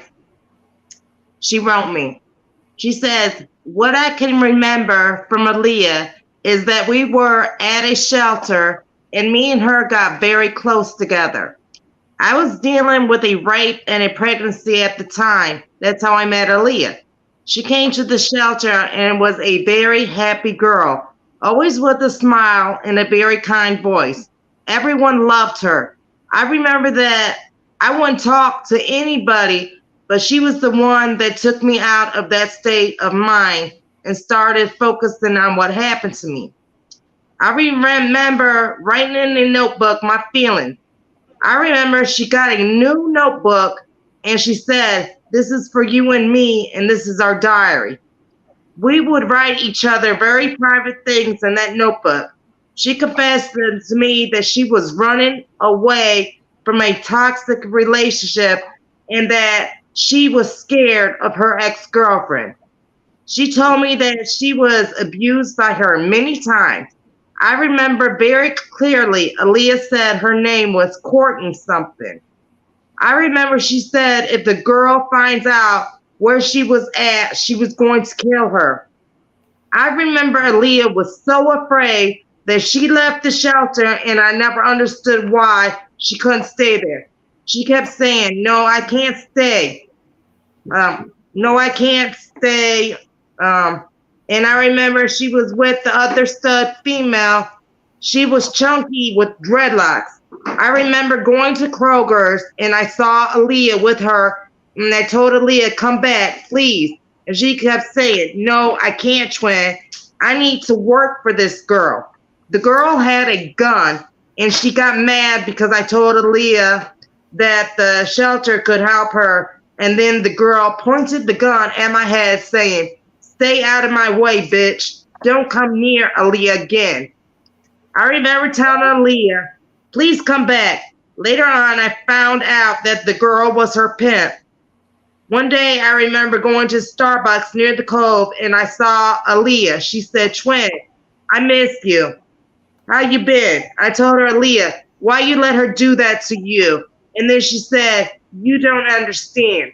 I remember in that notebook. Oh, okay, hold on.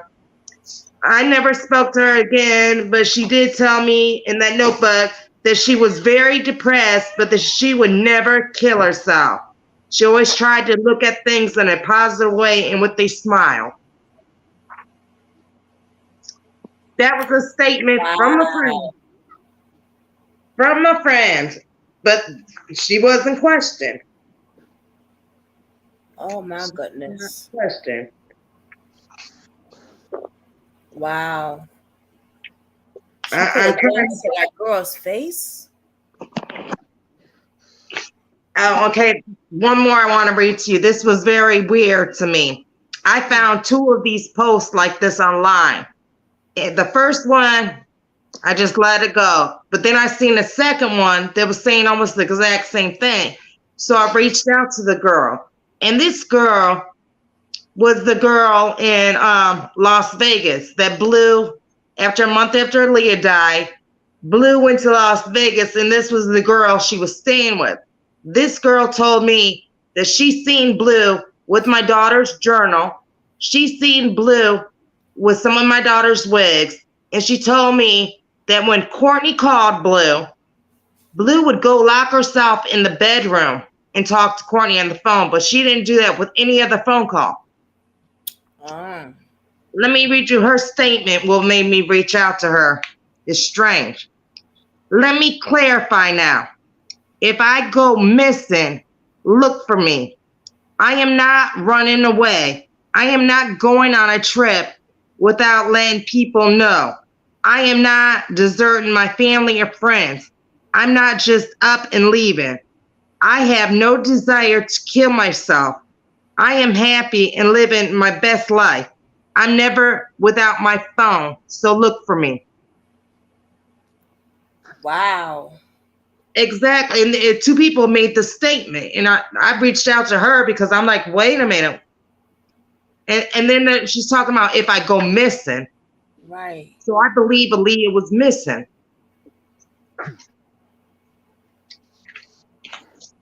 Yeah, but they question nobody, no matter what statements I have or anything. No matter what proof. You think she was they kidnapped her? They did. Yeah. I believe they kidnapped her, and that's why I don't believe she was killed at her apartment, because that's why her apartment door was locked. They carried her up the stairs or lifted her up or something. That's why there was no dirt on her feet. So, but yeah. I believe that she was killed elsewhere They brought her back to her apartment because they didn't know what else to do with her. Left her there until they came up with a game plan, and then they hung her. I believe she was killed. I believe she was killed. You got to show it a little, scoot over a little. We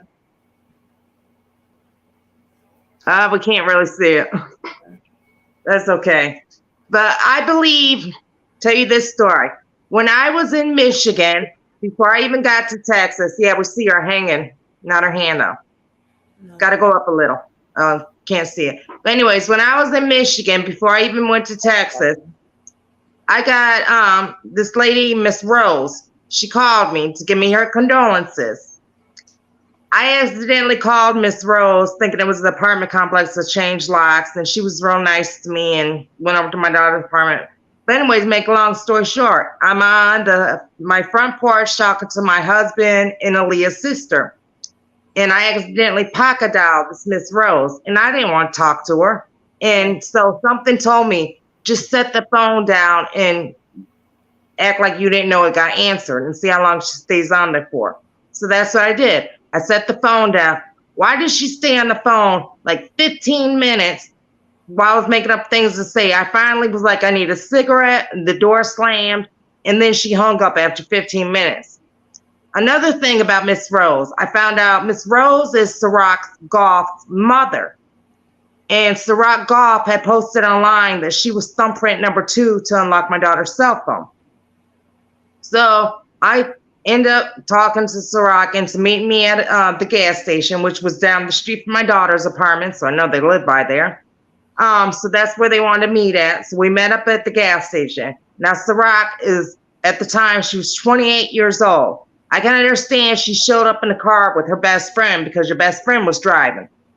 But then in a separate car, Miss Rose, which is Ciroc's mother, her mother and father showed up.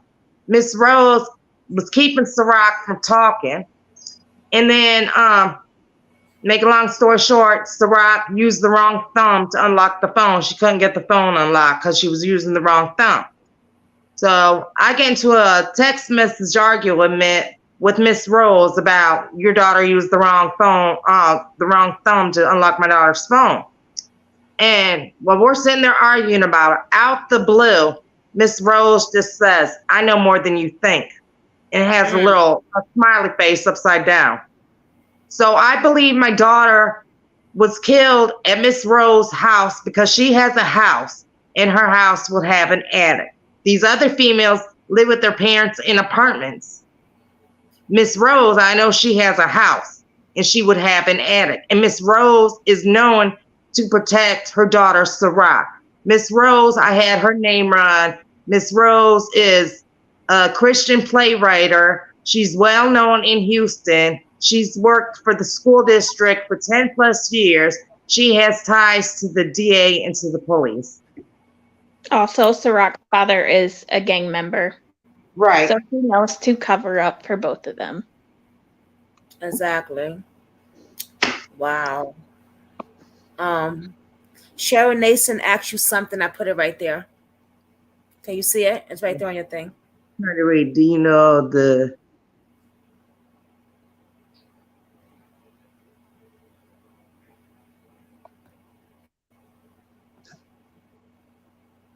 Oh, I don't know her background. I know that I was told that they got a new doctor to do autopsies, a new coroner.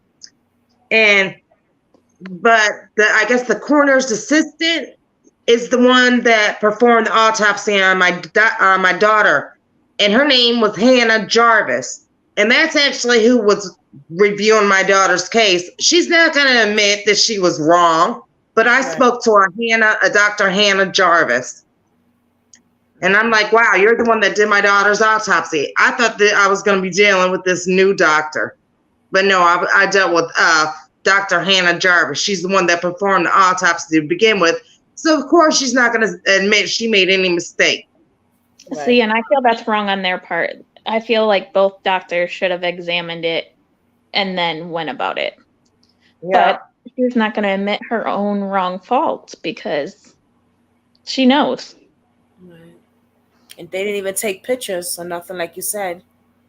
Well, they claim they have pictures, but I need a subpoena to get the pictures. They claim they hold on to them forever, but they said I have to get a court order to get them.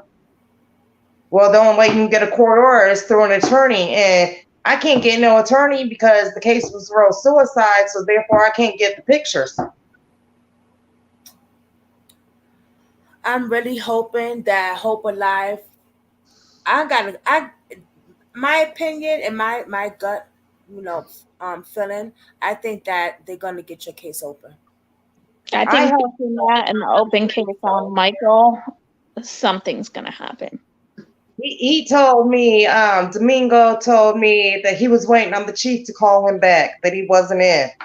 Well, shoot, I've called the chief for over a year and he was never in, and he never returned my phone calls. So He won't. good luck with that. He'll be waiting for a while. Yeah, good luck with that. So he's going to eventually get frustrated and see that Texas will not call him back. And Also, I wanted to ask you, have you reached out to Digital Forensic? No, I haven't. The only person that I have reached out to is a corner here, and I've asked them, could they look at the picture of my daughter and read the autopsy and give me their opinion. But they wanted like $1,500 just like for a opinion. I'm like, oh, I can't do that. So I don't know if you've had anyone unlock the phone yet. I know I was trying to at one time, which they set it up to where if you try to get in the phone, it calls 911 every time. Right. But Digital Forensic can unlock phones and get into it and see everything on it. They have the liability to do that.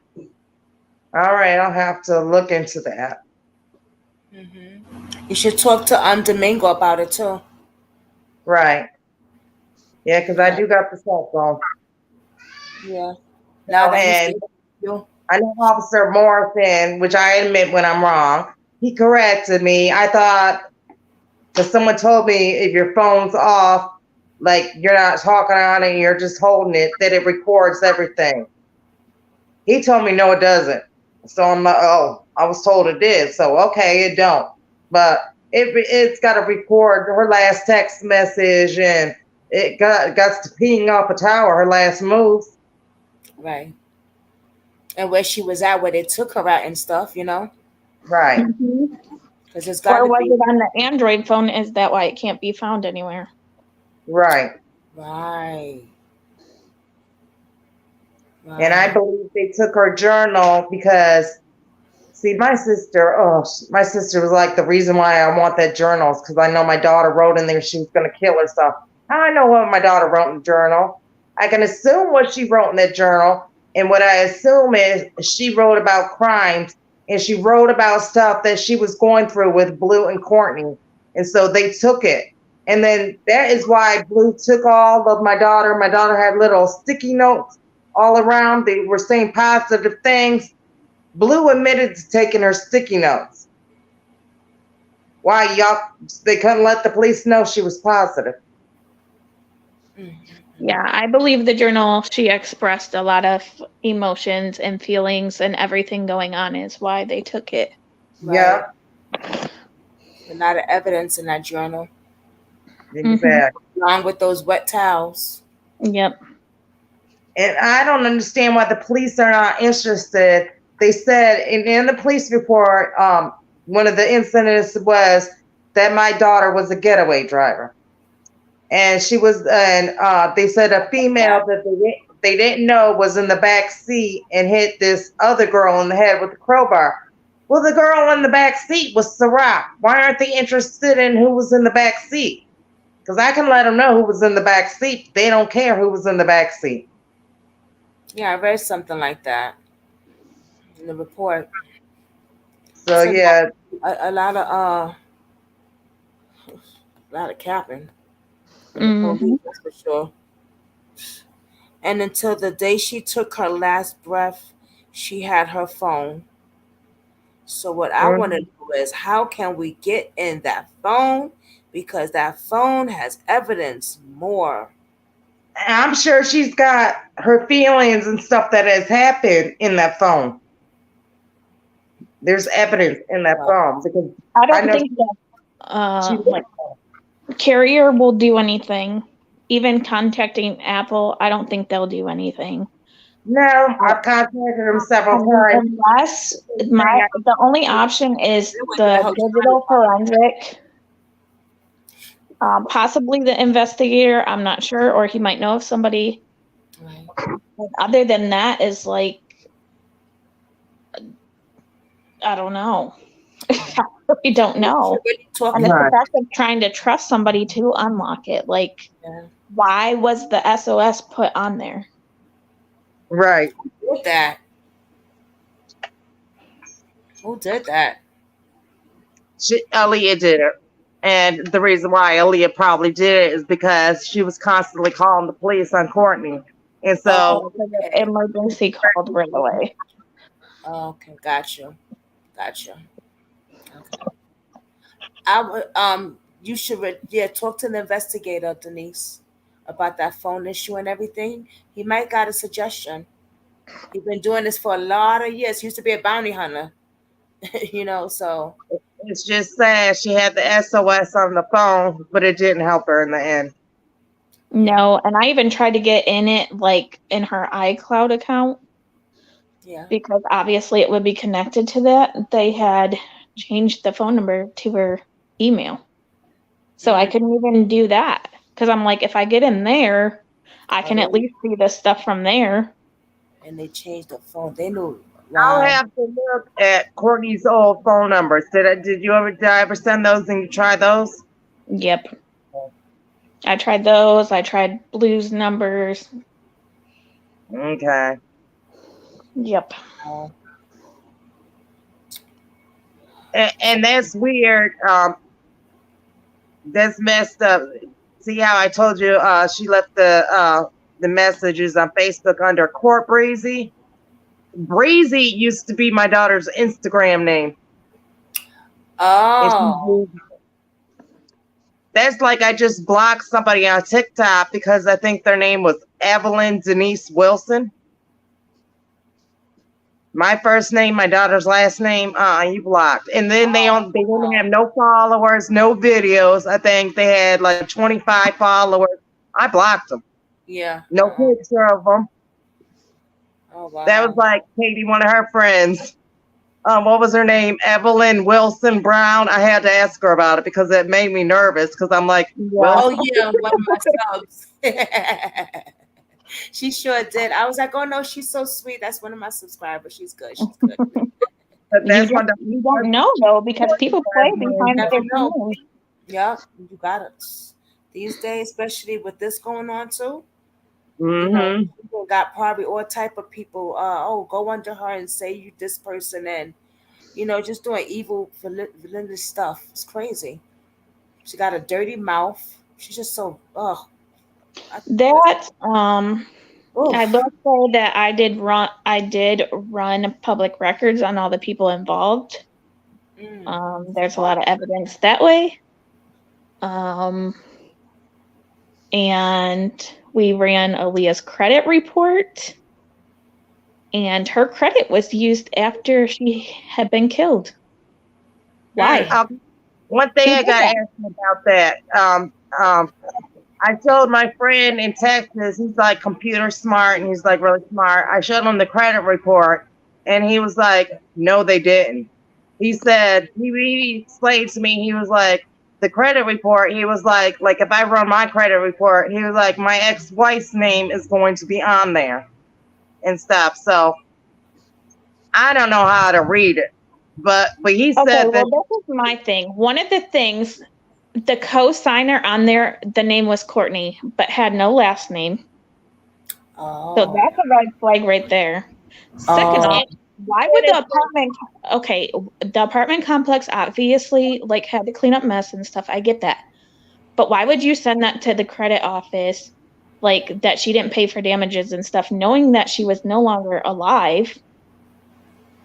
And then I don't understand my daughter's net income. How much was it? Her net worth? What they said she made a year? It was off the wall. It was It a was like large amount. $100,000 or something. It was like it was off the wall. It was like there's It no was way. like 110,000. Yeah, it was something. It was like it was off the wall though. It's like, whoa, wait a minute.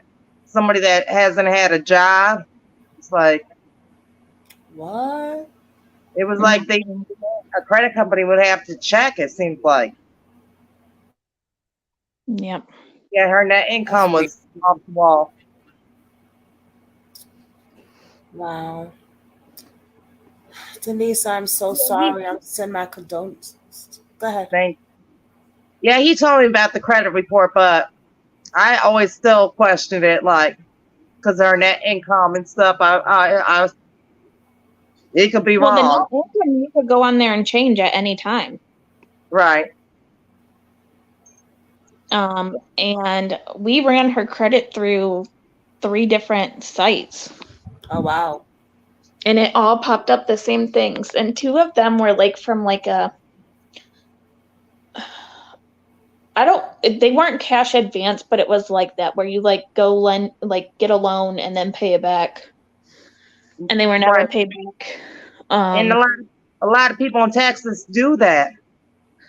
Yeah, and then like 2 of the other ones, like she had just gotten a phone through Sprint and she didn't pay that, so went and got another phone through Verizon, which didn't make sense to me unless her phone was broken from Courtney. It just very odd. There's a lot of odd And they were almost situations. 2 things, it was either 2 or 3 things on the credit report that were after her death, but they were like a year after it. So you can't tell me that was within Aliyah's time period. I don't believe it. Oh, Right. wow. Maybe, but I don't. Oh, that's crazy.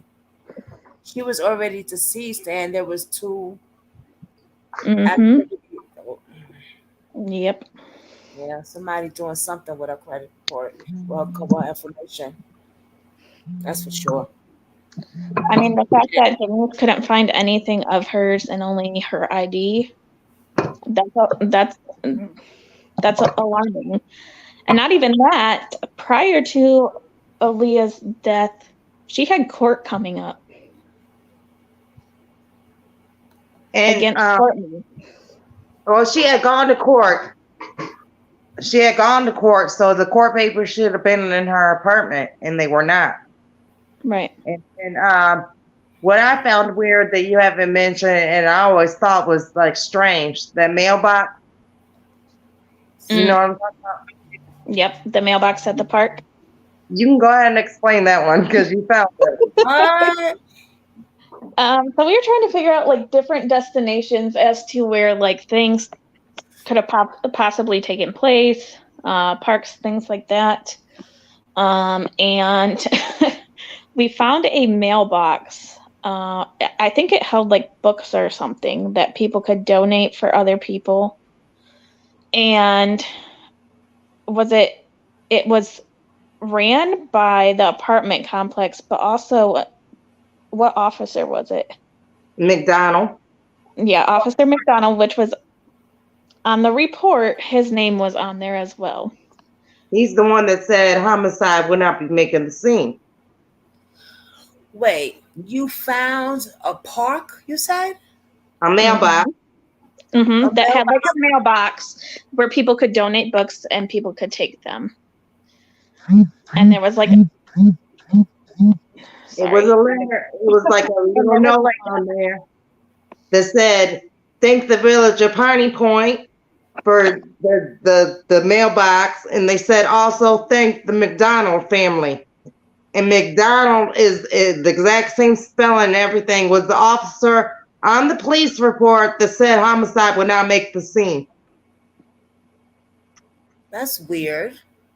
Exactly. It sounds like to me, how can I say it? A drug run, a drug thing, or you know what I'm getting at, right? Obviously, the apartment complex and the police are acquainted with one another. Because the apartment complex That's weird. When they had a witness that Courtney busted out the window, the apartment complex refused to file vandalism charges, and I begged them to so Courtney could be questioned, and they refused. And it's like, why would you refuse? And they did not fix the broken window until months later. Wow. And Is that mailbox still there?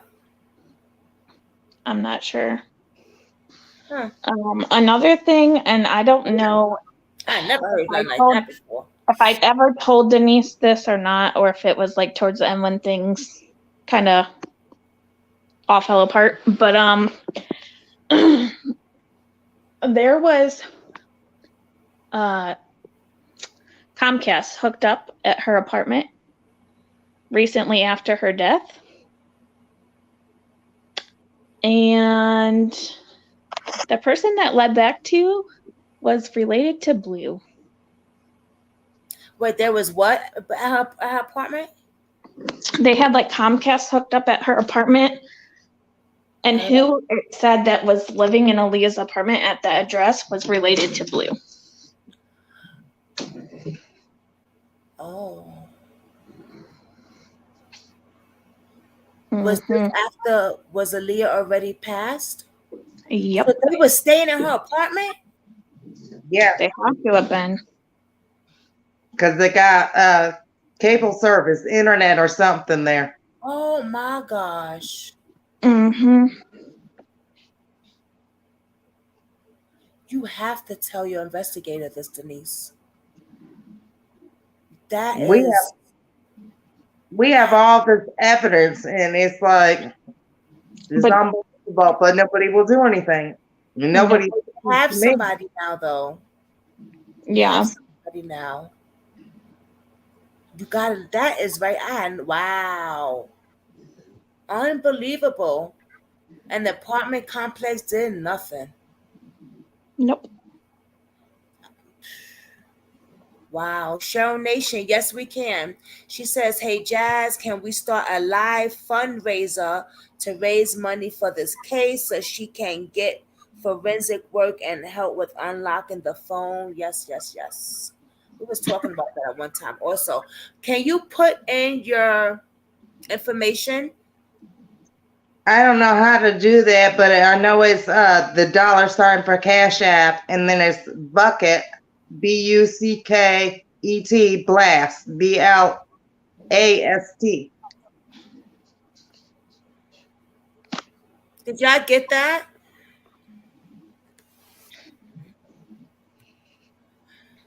It's $Bucket Blast. Yeah. I had BUCKET.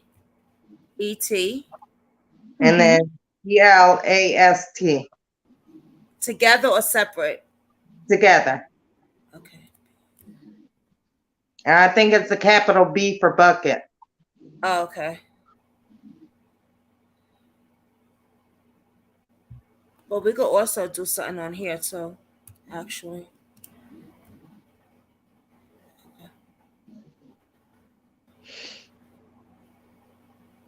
Or I might do it on my Facebook group thing.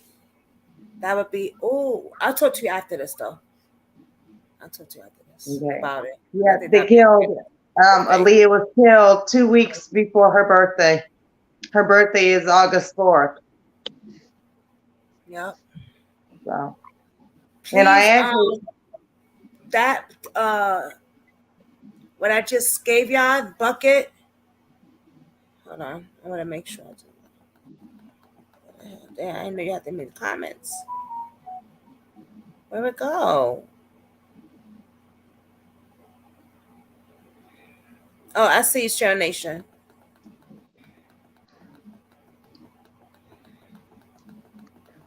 Okay, yes. $ Bucket Blast. Please donate. Thank you, Tracy.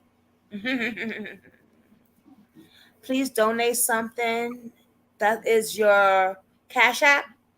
That is her Cash App. Tracy, put Cash App. That's her Cash App. So please donate. Give what you can.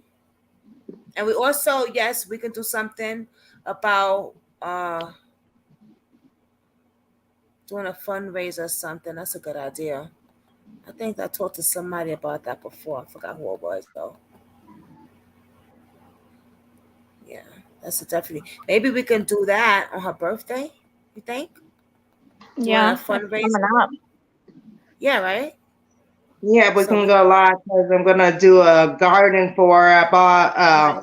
one of those stick signs with their picture in it on it for the garden to put in there. A memorial garden for her.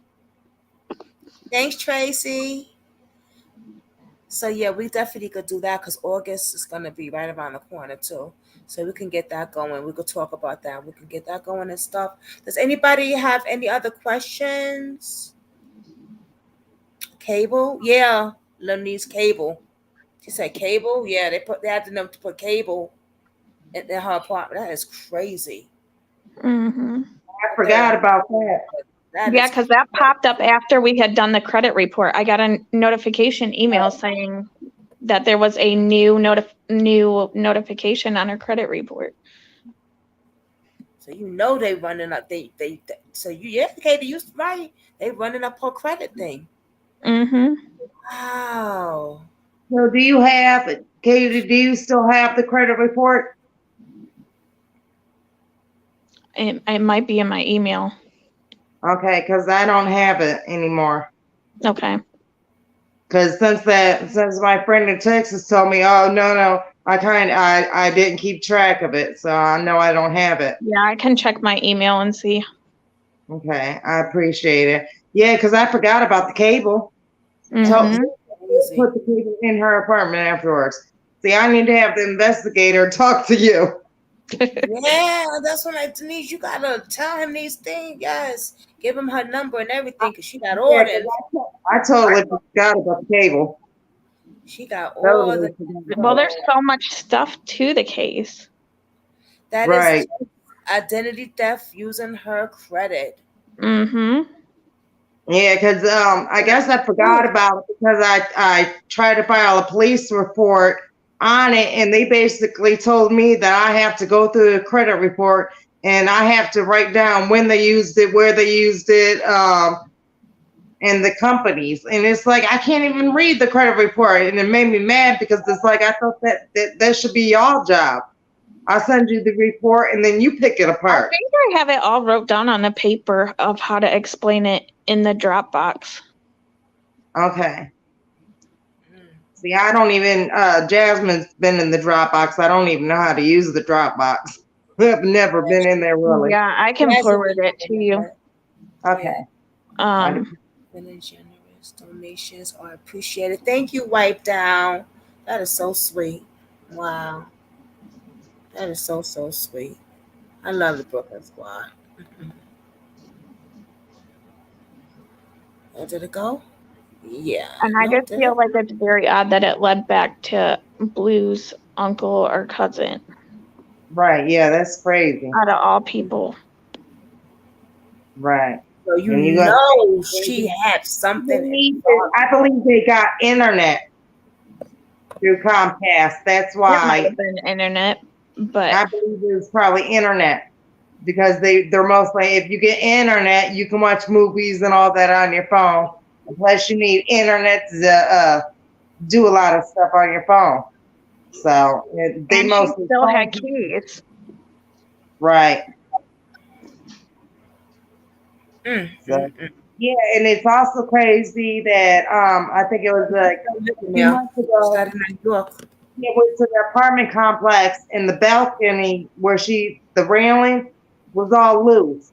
But when I just went out to Texas, they like changed the railing or whatever because that 80-pound lady that jumped on the railing like moved. And when I jumped on it, it did nothing. And I'm like 150 pounds. I weigh more than her. It shouldn't budge. It didn't budge though. So they changed the railing or tightened it. Yeah. Because now they're under new management and stuff. So right. Can you she said Tracy said you can press charges with that alone. No, I tried. No, but you didn't tell them about the cable. Yes, I did. I tried to press charges with it. They told me I had to go through the credit report and write down things, and I can't read the credit report. And I just felt like it pissed me off because I felt like, okay, I'm telling you, this is what was told on the credit report that I can't read it. I feel like it was their job, but they're acting like it's my job. I'll see if I still have it. If not, I know there's some stuff in the Dropbox that I can write it down so it makes sense to you. That's so sweet of you. Lanisa Marie says she is dancing in the sky.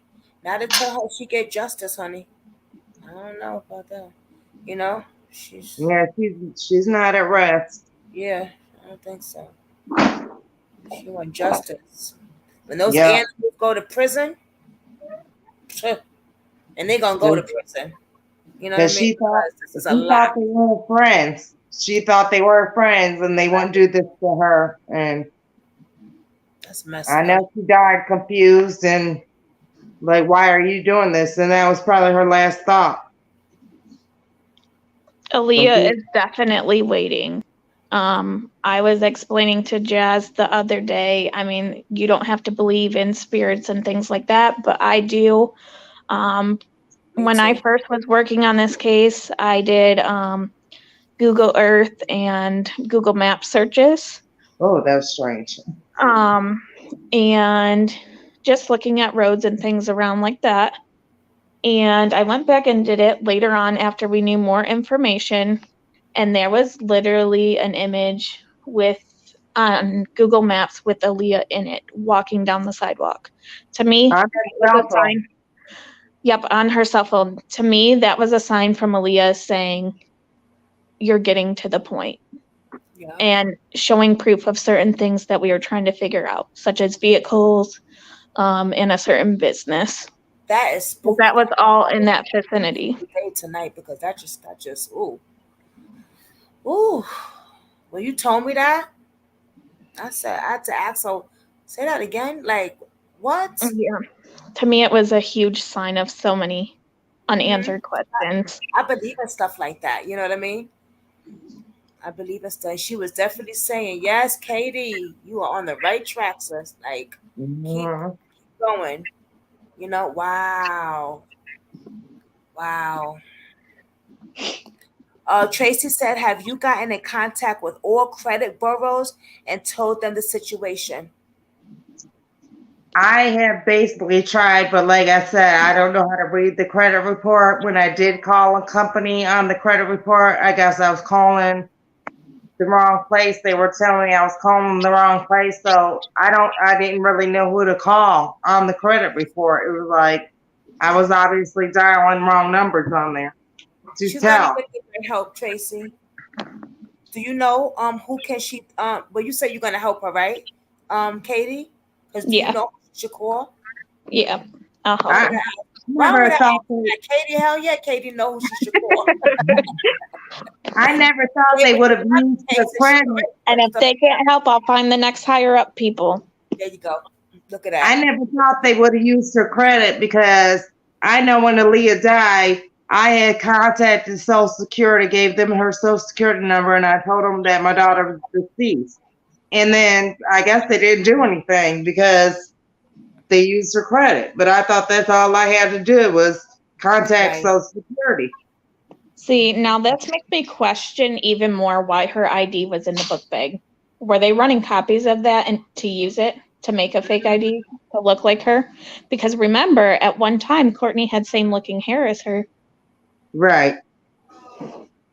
Oh, right. Wow. And Blue kind of favor. Right. Mm-hmm. And Blue had her hair like hers, shaved off. And now she got the tattoo with it on. Oh, Lord. Jesus. Oh, my goodness. Ooh. Yeah. If I do get any sleep tonight, it will be with the lights on. Listen, I don't mind talking about these, but I get spooked. You sound like me when when things were getting deep. I felt like Aliyah's presence was always around me. Like she was Really? getting excited. Like we're on the right track. We're getting there. Right. And I would, Good I girl. would be weirded out. But I'm just like, you know what? It's for a reason. So Right, no, right, You- exactly. But it does feel you can kind of like I'll leave my lights on. I'll be fine if I need the lights on. I'm like, and I'll start Right. talking to them and everything, But no, not put me. I'm not putting these lights off tonight. Oh no, I'm not. Not unless she's 22, man. Listen, shoot. Did you watch that Spirit Box reading I sent you, Katie? oh yeah, Yeah, that was like, whoo. that And was it very interesting. Aaliyah called her a silly hoe, and Anyhow, that's how Aaliyah would talk, and it was like, I wow. fell out when she said that. I was like, Mhm. wait, did I just hear her say "silly ho"? I was like, oh shit. Yep. Mm. That was exactly how she would have talked. She was like, she would have said something about her. She's a silly hoe. Yep. And the ugly man next door knows everything. Yeah, how I said the neighbor knew everything. I Yup, got to she did thinking, that. I was thinking it was the neighbor that left a note on the door, her very next door neighbor that said his walls used to shake. But no, she was talking about the neighbor upstairs where she was hung at in front of his living room window. He knows everything. Mhm. Because one of the Black Panthers messaged me, I believe it was like before I went to Texas, like not too long ago, he messaged me and he told me I needed to check into the neighbor that moved out suddenly after this happened. I don't know who he's talking Wow. about, but I wouldn't be able to get that information anyway. Yeah. Oh, What neighbor and how are you gonna find them? Right. right. So when it's like, how do you, I don't know. But But I why do truly do you believe the neighbor upstairs knew a lot. because it was right in front of his living room window, so he probably knew everything that happened and seen what But was was going he paid off a portion of money too to keep his mouth shut? on. He probably Mm, was. He right. might And have been the neighbor that moved out suddenly. Because I Right. know the neighbor next to him, the white man, it was a white man. He said that he's the one that said that the mail was on the ground. He told me. I know it's in the police report also, but he had told me that when I asked him, "Did you see anything funny or find anything funny that day?" He said the only thing strange to me was the mail was on the ground, her mail. So Tracy said, "Do you know you can red flag her social security number when you talk to the credit bureau? So if anyone tries to use it, it will flag the places that they try to use it at." they're not going to use it now because we've They shouldn't talked be able about to, yeah, it. they shouldn't be able to use it anymore either. Because I thought Denise at one time called them and told them, like, look, it needs to be shut down. Can we flag her social security? You should double check though, Denise, to make sure that they shut it down. Yeah, Right. And then yeah. one thing my friend pointed out, we blew up the picture of Aaliyah's bedroom ransacked and how the journal was on the bed. She pointed out, she was like, that's a Texas food stamp card. It has the PIN number. That's how they give them to her because she's from Texas. She's gotten a food stamp card before and they stapled the PIN to it. She was like, that's a new food stamp card. I didn't get that food stamp card. Oh wow. It So, was in her belongings. It wasn't in her belongings. no. They kept And that. like Wow. that picture, she's walking down the street on her cell phone. You can see the little green key ball in her hand. I didn't get that. A keychain. I didn't get her keychain. Well, her food stamp thing, you could have cut that off, close that down. No. I tried to get information. They wouldn't give me information because I'm not Aliyah. Are you serious? And she doesn't know the numbers on I the. was gonna say, yeah, you know what I'm. Yep. You have to look at the back of the number and then just shut it down. But I would think that if you called the food stamp office and said I'm her mother, they still wouldn't help you. That's Yeah. crazy. And it Yeah. makes me wonder if it's still being used. Right. Wow. Well, it's All probably right. cut off now. but it was during COVID when they were giving out extra food stamps and all this. I know they about used it. Wow. Oh yeah. Shit. Oh. Wow. All right, Show Nation. Cheryl said, "Gotta run. Peace to everyone." All right. Talk to you later, Jazz. Talk to you later, Mama. Hey, Anita. The lady who did the spirit box gave me goosebumps. Girl, me too. Mm-hmm. Okay. Because I was like, I've never, wow. Y'all have anything else y'all want to say, beautiful ladies, before we go? Let's see, we got on at 3, 4, 5, 2.5 hours, 3 hours. Y'all want to say anything else? No, I'm good. You good? Yeah. Katie looked tired. Katie got to put the babies I to bed am about that. tired and I gotta make dinner. Oh, yeah. I know. I was I'm thinking sorry. about that too. I was like, let me try to end it because I know she got those babies and stuff. So Yeah. yeah, I thought about that. Um, all right, everybody, I want to say thank you for joining and supporting the live, supporting Denise, coming to Katie. Please subscribe to Mrs. Denise channel. Can you tell them where they can find you at, Miss Denise? I am on TikTok. I am on YouTube. I am on Instagram. I'm on Facebook. So any of those channels, if you just type up Justice for Leah, it's either the word spelled out or it's the number 4. You can find me. Yeah.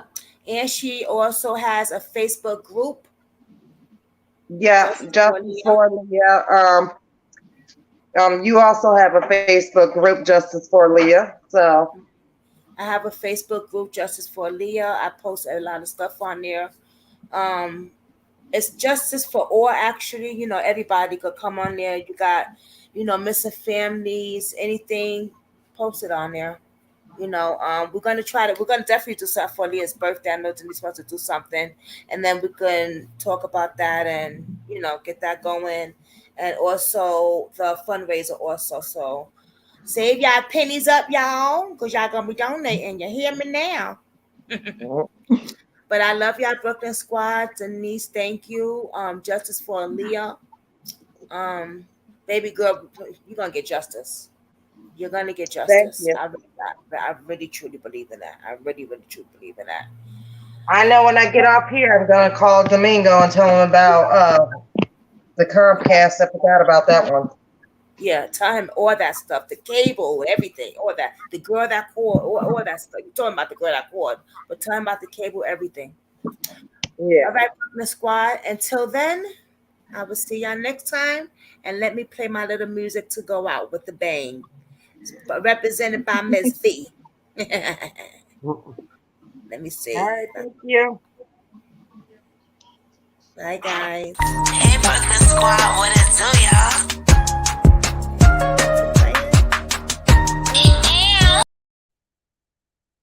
Uh-oh.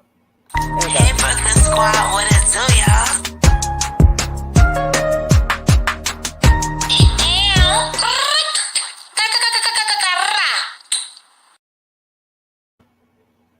I love it.